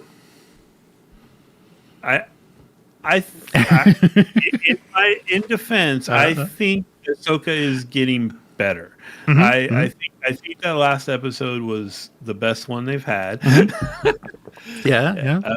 But it is still it's setting up the Heir to Empire movie, and it's setting up their ancient Star Wars history prequel. That's what this whole galaxy jumping thing is going to be. Right. Because they're planning to do movies that are, what is that, like 25,000 years in the past or something? Yes. Ridiculous. Right. So it's kind of a bummer because it feels like all this Ahsoka series is a bridge to other things that they're planning to do. Like, I don't know. Yeah, and there's something that came up where I was watching some clips from the end of Rebels, like some of the Ahsoka clips from different from Rebels and the Clone Wars, and I really think that it's weird. They're with live action. They're trying to recreate kind of how mediocre the dialogue was in those animated series, because you forgave them because they're animated series and they're voice actors doing, these characters that they might not have any, attachment with. They don't have any there's not much going on in their head besides what their voice sounds like when we're voicing some of these characters. And the weird way that the acting is delivered, it's almost like the actors in Ahsoka aren't even in the same room. So the same way that maybe the voice actors recorded their lines, not talking to anybody, just like doing their lines for the animation, and they just edited them together. That's the whole weird tone of that Ahsoka series so far, is these people, I don't even know if they were recorded at the same time, because they don't seem to be talking to each other. They just say a line, there's like some time, they wait, and then they say their line, then they wait some time, and then somebody waits a little bit of time, then replies, and then and it's just like this, the world's slowest volleyball game. There are a lot of unnecessary, like, dramatic pauses. Yeah. And I think what it is, honestly, is I think Dave Filoni he's never really had live action directing experience, and I think it's showing. Like, I think he can't get the timing right. He can't stage the shots compellingly. Right. And, yeah. Yeah, and I think, for me, he's always been this, like, distant second place to, like, when the Genndy Tartakovsky Clone Wars stuff came out, and you're like, oh my god, they can really do action in Star Wars without any dialogue, in a completely compelling way. And then when they went away from that, they did like the shorts, and they didn't pick any of that up, and then they didn't use him to do the actual series. They went to that Taiwan 3D animation studio and that real clunky kind of process that they did there, and then Filoni ended up, directing those. I think he was, assuming a mantle that he didn't really deserve. That there was so many more talented people and talented filmmakers that could have done that, and somehow he was just the one that was gonna, keep that thing going. And I'm sure the production costs were so cheap for that series compared to what they would have been if they would have been a full animated, full animated series, like Primal or something on Max, like all the other stuff that Tarkovsky did. Well, I think Dave Filoni's edge on other people is he is an immense, like, Star Wars fan. He's immense. He worships at the Lucas altar, and I think so that gets him he gets him jobs in a way. Like, it's kind of like I feel like Lucasfilm and Kathleen Kennedy have kind of been like, oh, okay, he knows Star Wars. We'll let him handle this. Yeah. And so I think he has good intentions. I just don't think he executes well all the time. Yeah. Yeah, he hasn't gotten on anyone's bad side. Like, there's been no creative differences with him and anybody. Well, maybe with what's the Iron Man guy who directed? Oh, yeah. The other. Yeah, the other director that they think is okay, but I think he's kind of done. I don't know if he's gonna keep at it. Yeah, he's really faded in the background. Like when Mandalorian first kicked off, I feel like he was the one that got it to happen. What is his name? That's terrible. No. He's literally the swinger responsible. Yeah, the swingers guy. Yeah. Yeah. But I mean, he's literally the reason Marvel has anything. Yeah, right. His Iron Man. His Iron Man. John Favreau. That's right. John Favreau. Yeah. Yeah. Yeah. No, that is a shame, and that keeps frustrating me. The first season of The Mandalorian was episodic. It wasn't serial, and then they had to go back and do this streaming, weekly release serial thing where you had the storyline that would just drug on. It didn't have any good pacing or anything, and they just drug it out for 8 or 10 episodes.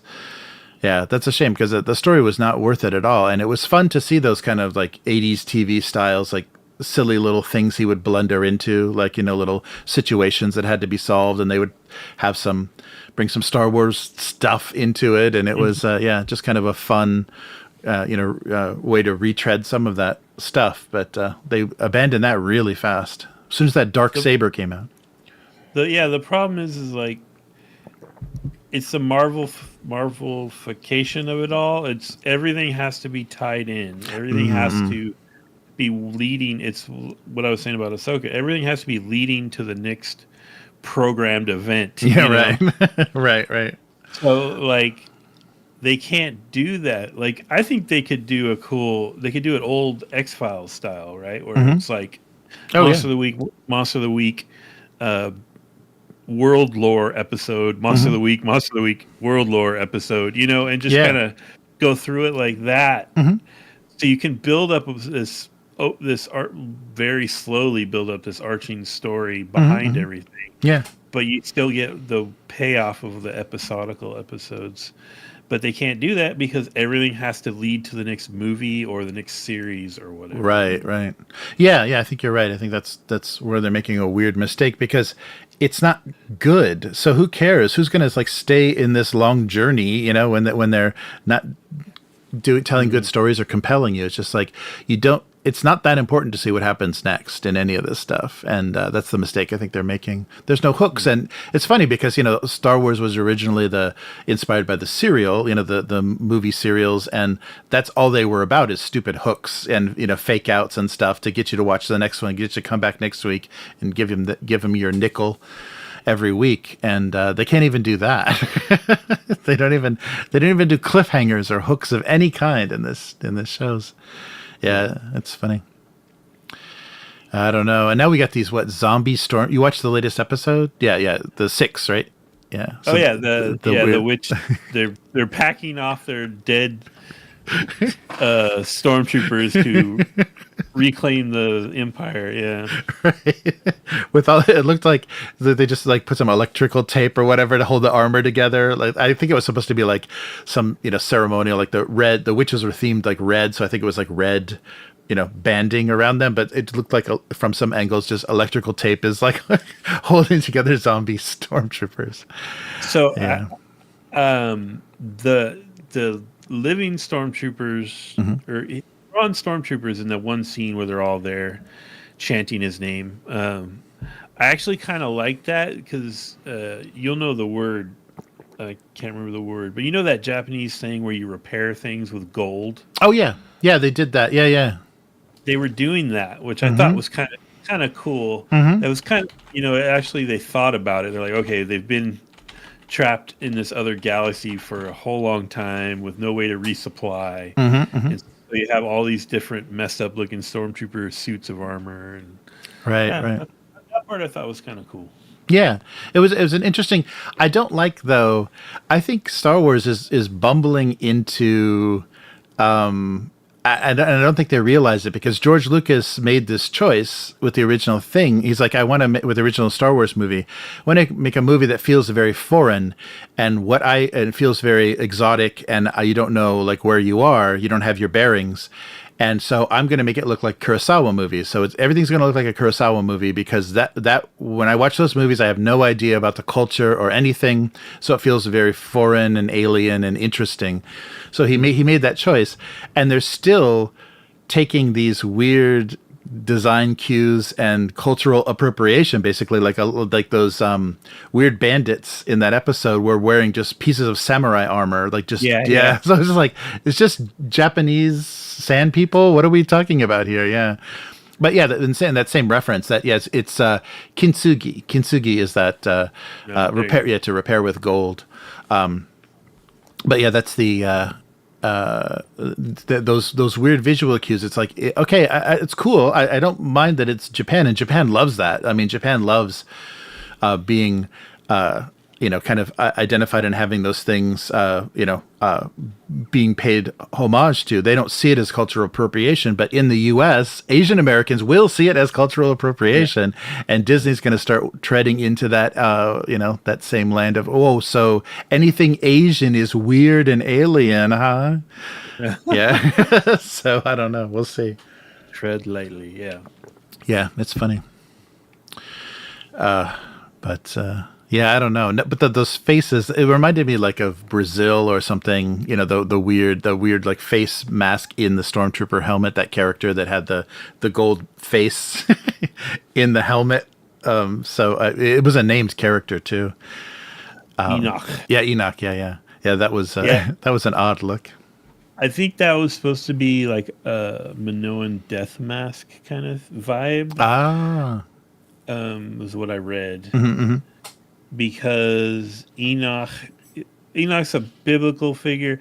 I also get a little tired of when people weave a bunch of other stuff into their, Okay, so we have a biblical name, and I think he has something to do with Abraham and being. I think he ascended, like he was taken up to heaven before he died or something. Mm-hmm. Anyway, I'm not religious. Sorry, folks. So I think that's supposed to be like a hint that maybe some or all of his stormtroopers that are there are already undead. Mm-hmm. Yeah. Yeah, I don't know. It's going to be weird to like have the Force and witchcraft. This would be like it's kind of like when they have magic in Marvel comics. It's like, no, they use magic. And it's like, well, is magic a superpower? How does magic work? Yeah. So. Magic is their baloney made up thing, which is a different kind of the Force. Right. Yes. And you can tell because they put a K on the end of it. It's magic with a K. And a trademark. Yeah, right. Oh, wow. Yeah. So that part I'm not really kind of whatever about all that. Oh, yeah. And the other weird thing, like that kind of visual cue, and maybe this is something that I didn't see the end of Rebels, but when they found Ezra and there's witches and there's like these undead kind of armored troops and these Japanese bandits, he was wearing chainmail. He was wearing ringmail, like he had like a ringmail shirt, so it looked kind of like fantasy medievally, and I'm like, what's happening? So that may be because Dave Filoni is definitely one of those guys who just takes inspirations from other works, So this all Ahsoka pulls a Gandalf, right?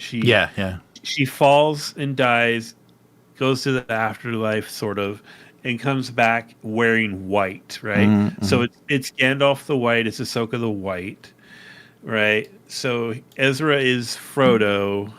They were trying to find him, and he's got the little mithril string on. And it's like, It's a little too much. You need to scale that stuff back and try a little subtlety. Right. Yeah. I like the hermit crab people though; they were kind of cool. Yeah, they felt very Lucasfilm. Yeah. They did. They had their little mobile home park. That's cool. Right. Yeah. Their Airstream trailers. Yeah. Yeah. Yeah, I don't know. It's so funny that like there's so little world building and creativity, that you're feeling in this show. It's mostly just pulling stuff from other places and look at that. Now it's a CG animal in a show where it was a CG animal in an animated show. Yeah, I don't know. I don't know what. And I'm okay.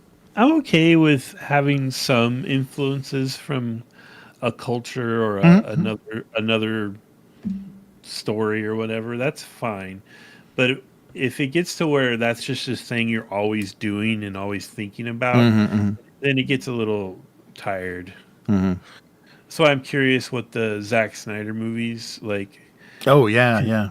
He's very clearly got some wushu elements in that thing, and I'm kind of like wondering how much he's going to lean into that kind of stuff. Yeah, it does seem like that. It feels 80s sci-fi in that there's all these weird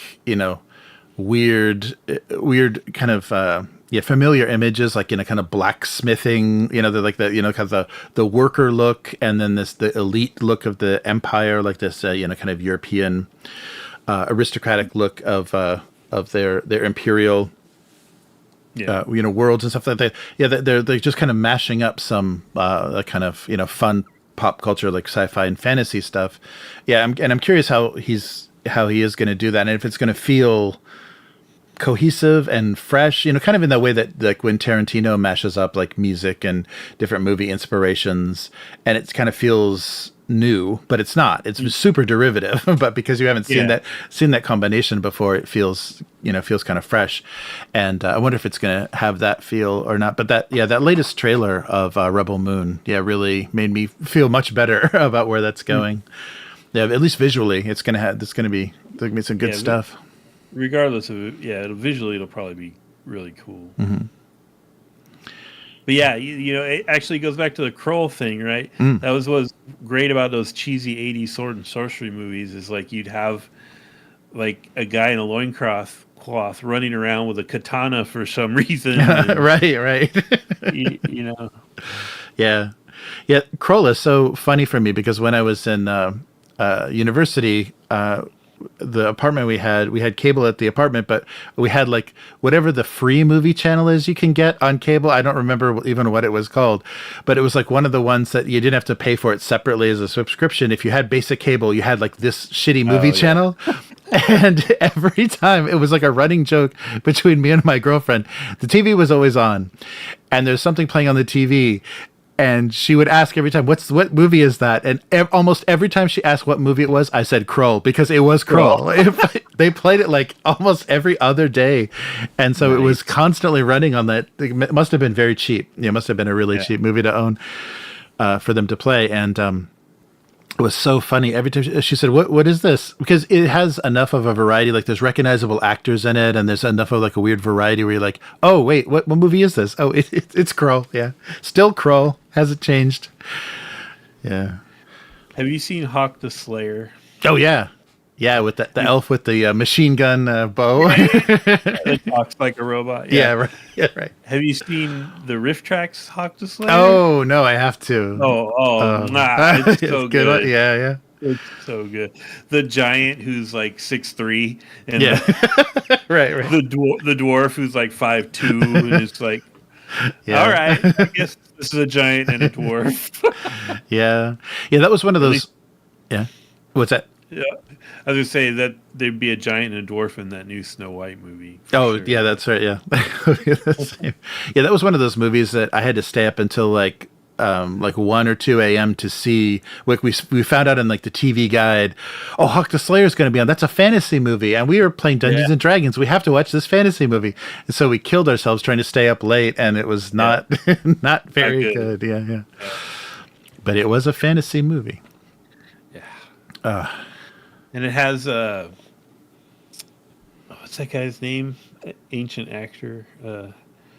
Jack Palance. Yeah. Yep. That's right. Jack Palance is the evil brother, and he's like, the guy he's calling his father looks like he's the same age as Jack Palance. Right. Yes, that's right. Yeah, we're really neglecting this chat, though. We should probably. Oh yeah, that's right. Sorry. Yeah, that's right. That's right. Yeah, let's take a look. Sorry, yeah, we got Ahsoka bound.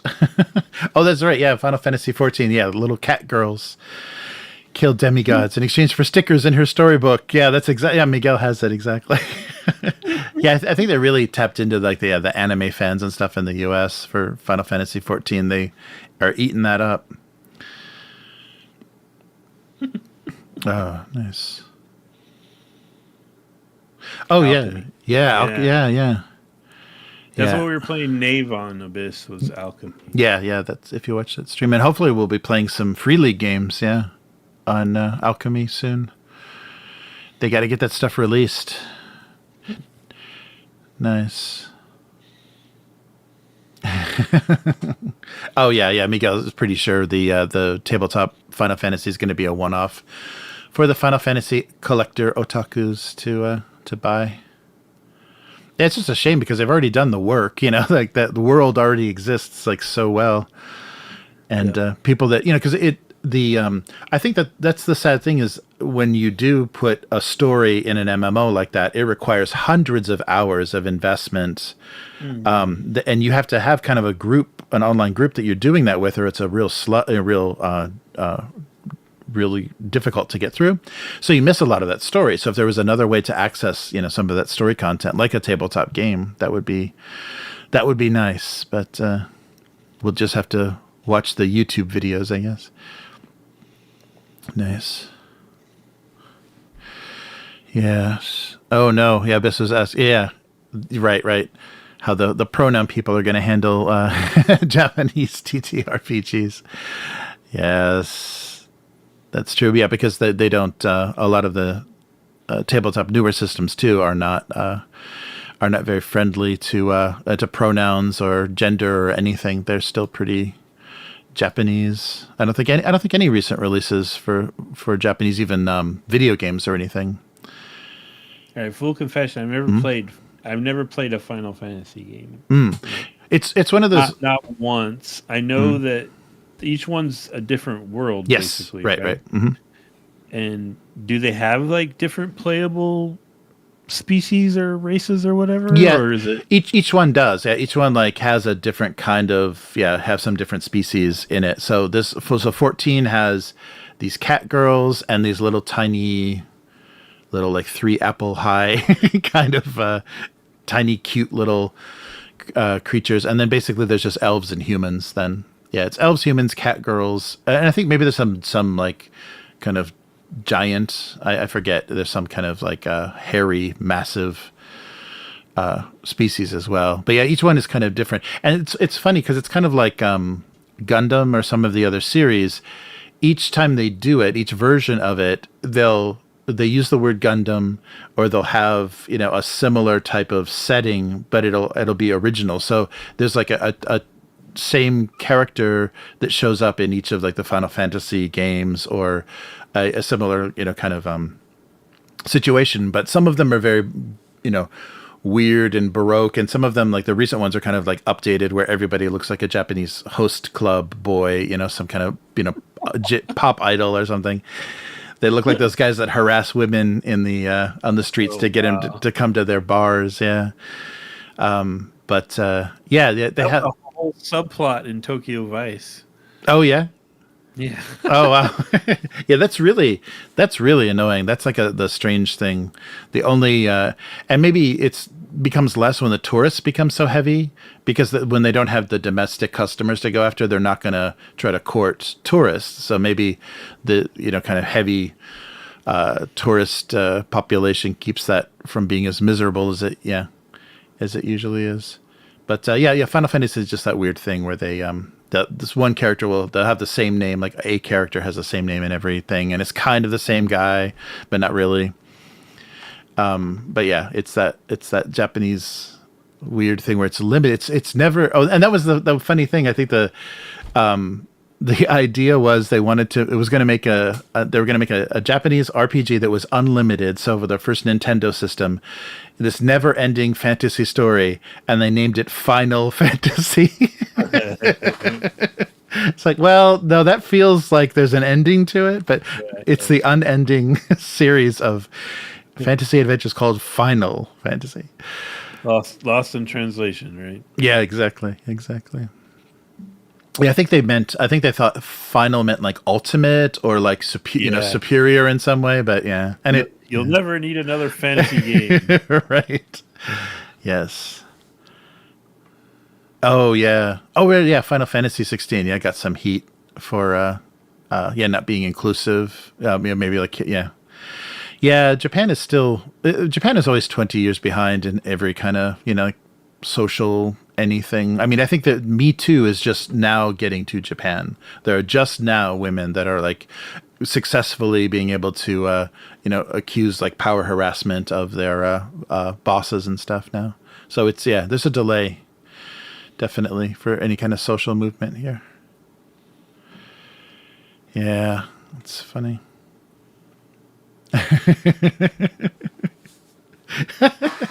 Miguel says he'll take any side that doesn't decide with Sarah Silverman on it. Yeah.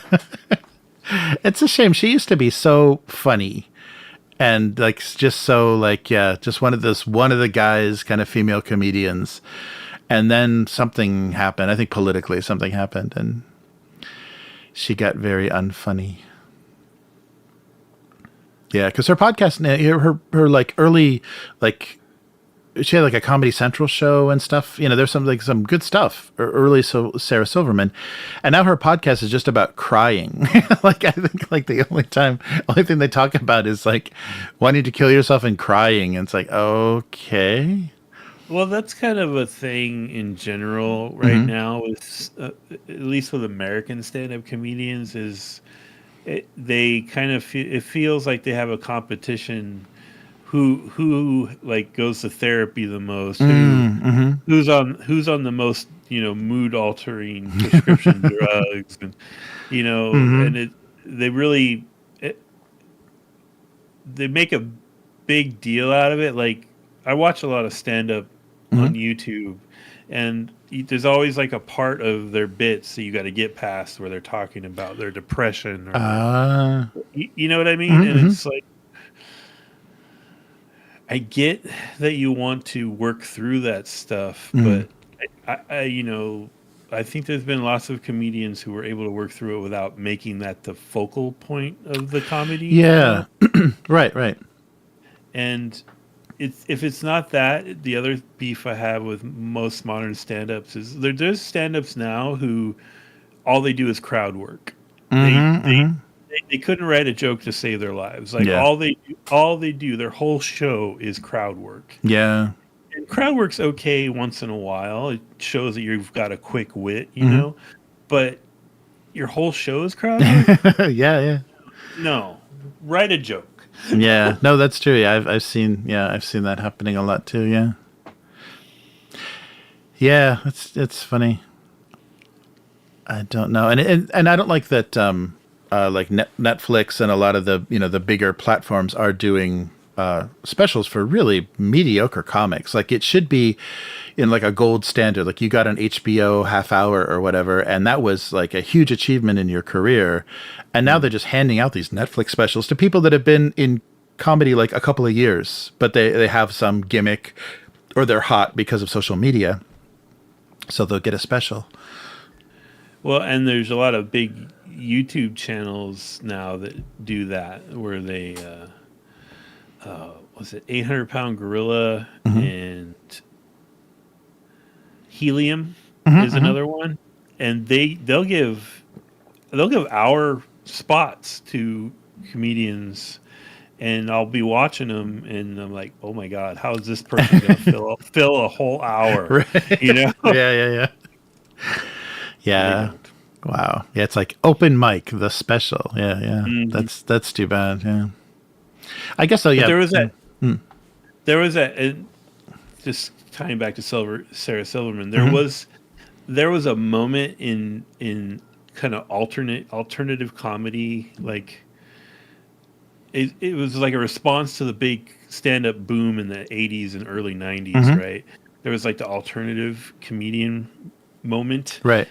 And they would do this thing where they would bring their jokes out on paper or in a notebook, and have them on stage with them while they were telling their jokes.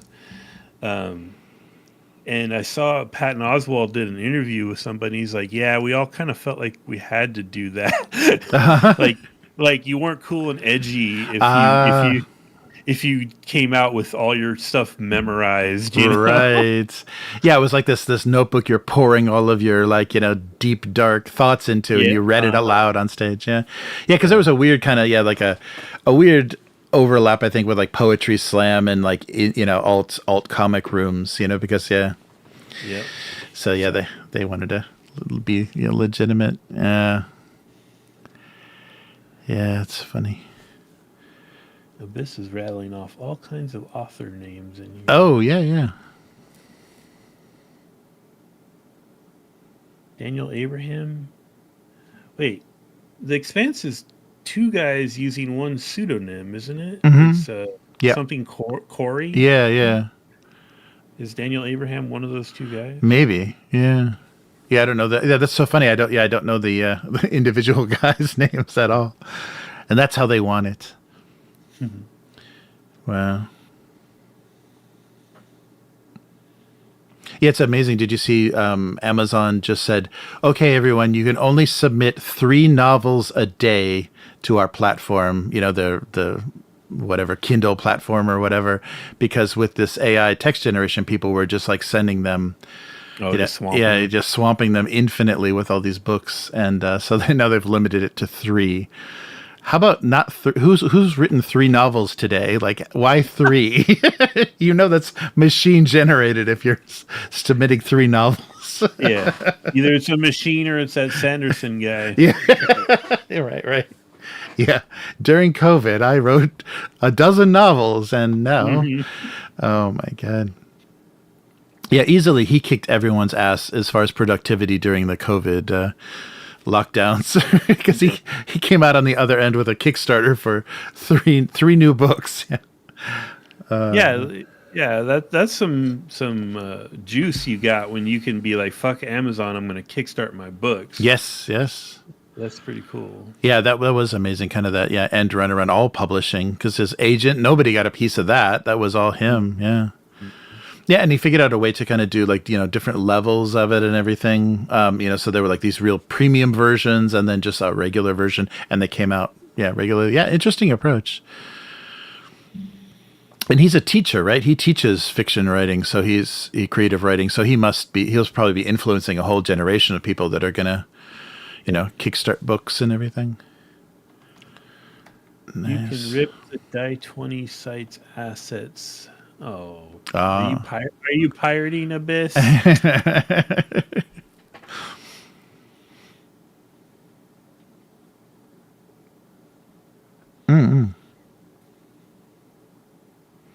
Oh, yep, dude headed off a long time ago, or after the first part.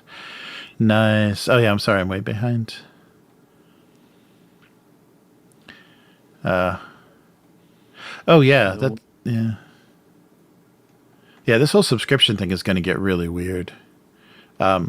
With Wizards, they're going to have to figure out really good ways to make this work, because if they want to bring people in as paying subscribers, but you're going to have to be able to gift stuff, and you're going to have to, they're going to have to create this whole ecosystem that I don't think they're capable of. Right, and they're not going to do the D20 model, right, where your players don't have to be paying for anything. Oh yeah, the Roll20. Yeah, right. Yeah, Roll20, where it's just one person one person with a subscription hosts a game. Yeah. Everyone's gonna be at least paying something, right? That's a big no for me, dog. Yeah, and you can't have a platform where you have like this weird pauper level of of participation where it's like, oh yeah, you can play, but you don't get anything. You get to just type in your dice roll, and you don't do anything because you didn't pay. Yeah, that's not a good. That's not going to be good for anybody. It's going to make it a lot harder too for those people that are trying to be paid dungeon masters. Yeah. Right? Like if their player base is probably mostly D&D players, and now they're all going to go into this walled garden, so it's going to be a lot harder for them to organize and get everyone on board with that. Yeah. No, that's true. And I wonder if they'll have some. I mean, they'll probably take a piece of whatever you make, but I wonder if Wizards is going to do that. They're going to have officially licensed, DMs. Oh man, that are available. Yeah. Oh, it'll be like the stupid. What did they call their old magic thing? The duelists. Oh. The DCI. It'll be like that, but for Game Master. Right. Yes. Yeah, it's crazy.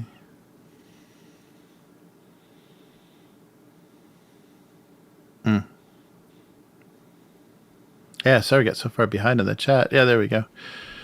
I was trying to do that last time. Last time I was actually trying to read it as it was coming up live instead of like going back through it. So it seemed it was more actually happening. Oh, Abyss has never seen the third Star Wars. Oh, sequel. Wow. Good for you, Abyss. Yeah. You dodged a bullet, buddy. Yeah, I don't know why I saw it either. I was just like, it felt like some kind of, I got to finish it off, got to put it out of its misery. Yeah. Just hope. Well, maybe this one will be better.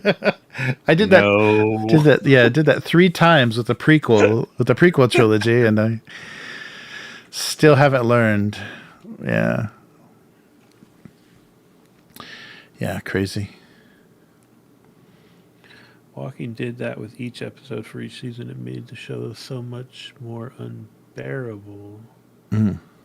Oh, cliffhangers. Oh, okay. Yeah, right. Oh, man. I read a little summary of what this Daryl Dixon show is about, and I laughed out loud. Daryl Dixon's in France, and he's protecting the Holy Child. What? Yes. Yeah, that was weird. I saw someone did a kind of survey of the whole series, of the whole Walking Dead series, and then said, oh yeah, and they're going to be like 3 spin-off series. Like how is that even a thing? That's amazing. But I guess if they've already have the rights, then maybe they're not even going to have to pay the original creator or anything anymore. Yeah, that's crazy. Uh-oh, we got a kick.com in.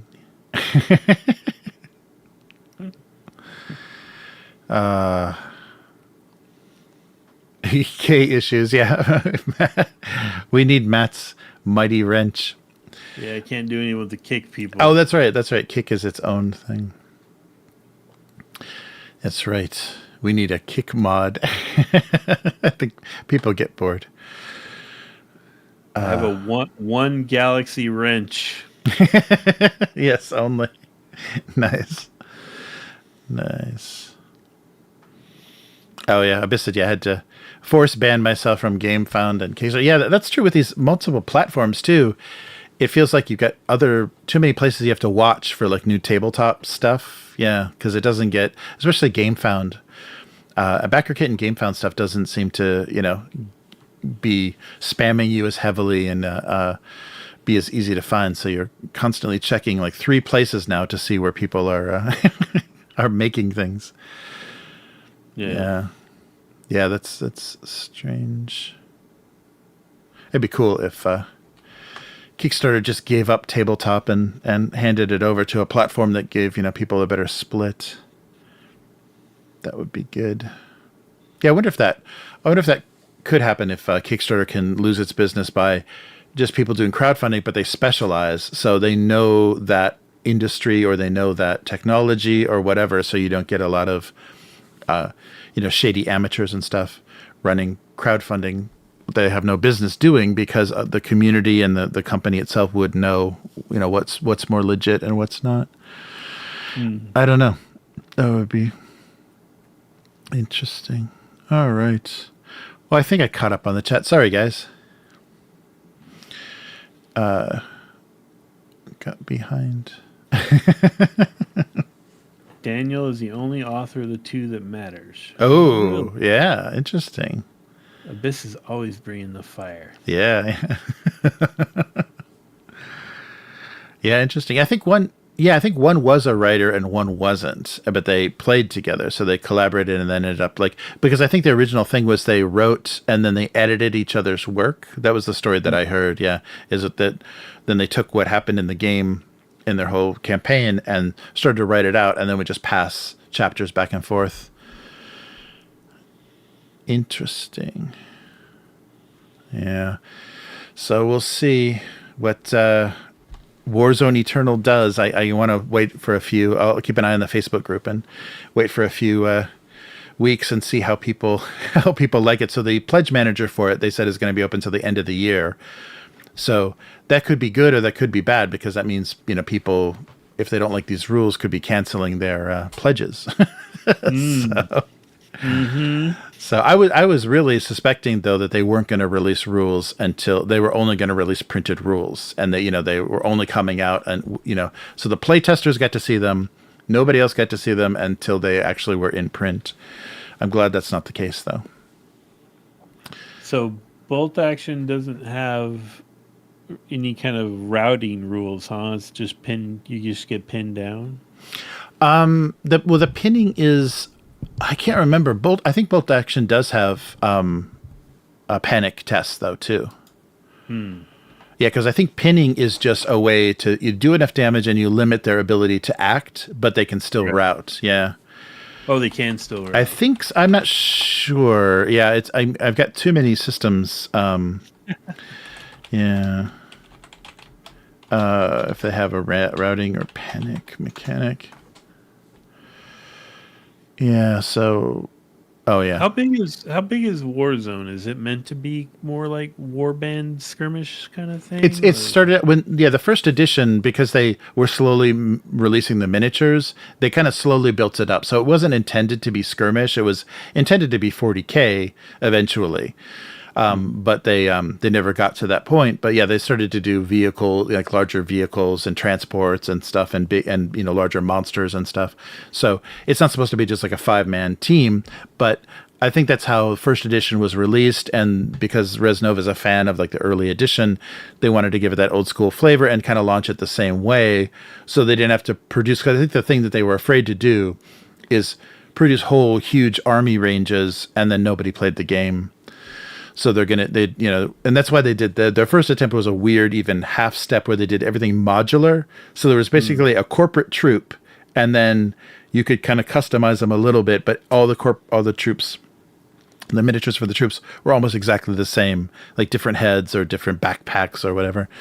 So they abandoned that for more dynamic figures, for more dynamic miniatures. But yeah, they're still starting small because I think they want it to grow. But I don't think without a tournament scene, I don't think any miniature game can get too crazy. I think unless it's historical or something, it's not going to have a huge following. So yeah, I don't know. We'll see what they are able to do. But I'm just amazed. Yeah, they did well in their second attempt.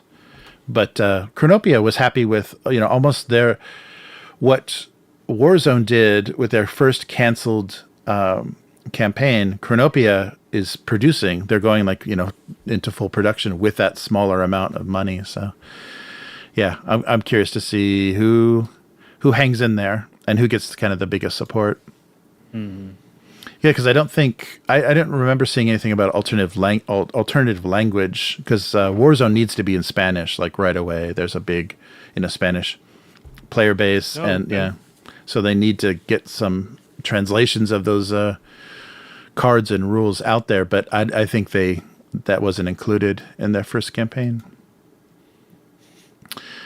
Abyss wants us to try a weird TTRPG like Troika or Lamentations of the Flame Princess. Oh, yeah, I've got Troika if you want to. Yeah, I wouldn't mind running that sometime. That would be fun. Very rules light though. Yeah. But there's some really cool settings for that. There's some fun people have done some fun stuff. Yeah. Hopefully in about a month we can beta test my Weird West game. Oh, yes. Oh, that'll be great. I want to do it in real life, test it with my local group too. Mm-hmm. So I've been looking at Western minis. Mm-hmm. And I'm like, oh, there's a lot of cool Western minis. Yeah, there are. Yeah. But I need to find, like, I found some bits packs where you can get like hats and guns and stuff. And so now I need to find something to represent. One of the playable kin is going to be these big forearm guys. Mm-hmm. And that's why I was asking you the other day about forearm races. Right. Because I got to find like a four-armed miniature and then slap a cowboy hat on it. Right. Yeah. The other playable kin are going to be like insect men, and I could find them. There's actually quite a lot of people that have made insect men. Oh, that's cool. Nice. Yeah, I like all the ideas I've heard from you so far about that. So, and I'll do some sketching if I get some time at the computer. I'll try to give you a version of those Cool. Species and see what you think. That'll be fun. Oh, Soviet gnome. Hey, how's it going? Oh, Soviet gnome. Yeah.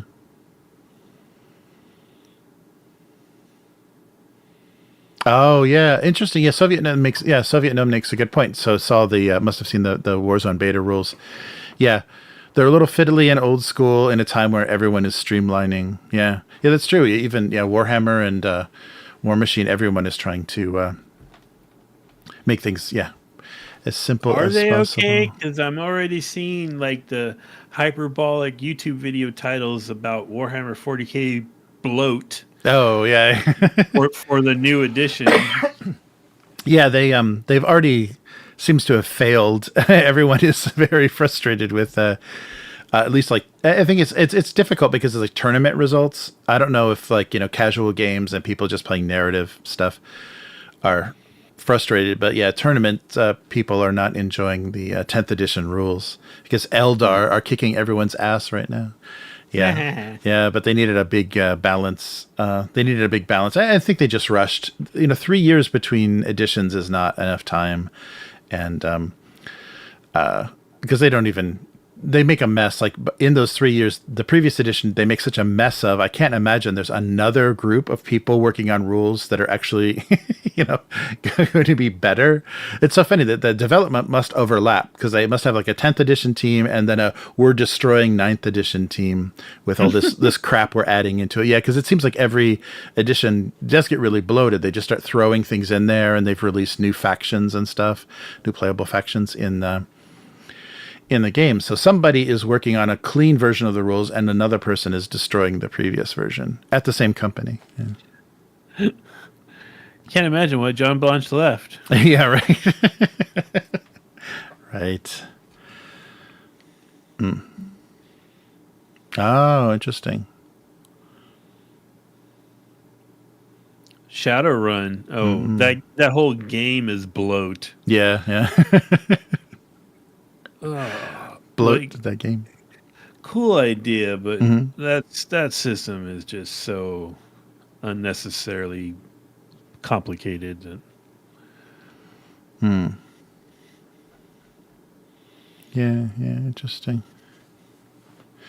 Yeah, I wonder what because I think that's the problem with Warzone. With any of the Mutant Chronicles stuff, it's kind of stuck in between. Like if it wants to modernize, it's going to alienate some of the older fans, and it doesn't have a huge fan base, so it's a lot of, it's a big percentage of people to alienate. So I don't know what Rez Nova was thinking by trying to stay old school but do a modern game. Mm-hmm. Yeah, I don't think it's gonna do what it needs to do. I don't know, we'll see. But we do have the Luna City Blues. We do have the RPG coming out. Rules light, Luna City based investigative RPG. Oh yeah, it's right. Yeah. So that could be fun. That could be fun to try out. Oh yeah. Yeah, because that's something like, so if I was going to run just the 3rd edition Mutant Chronicles for you guys, that's probably what you would be playing is detectives on Luna City. So yeah. All right.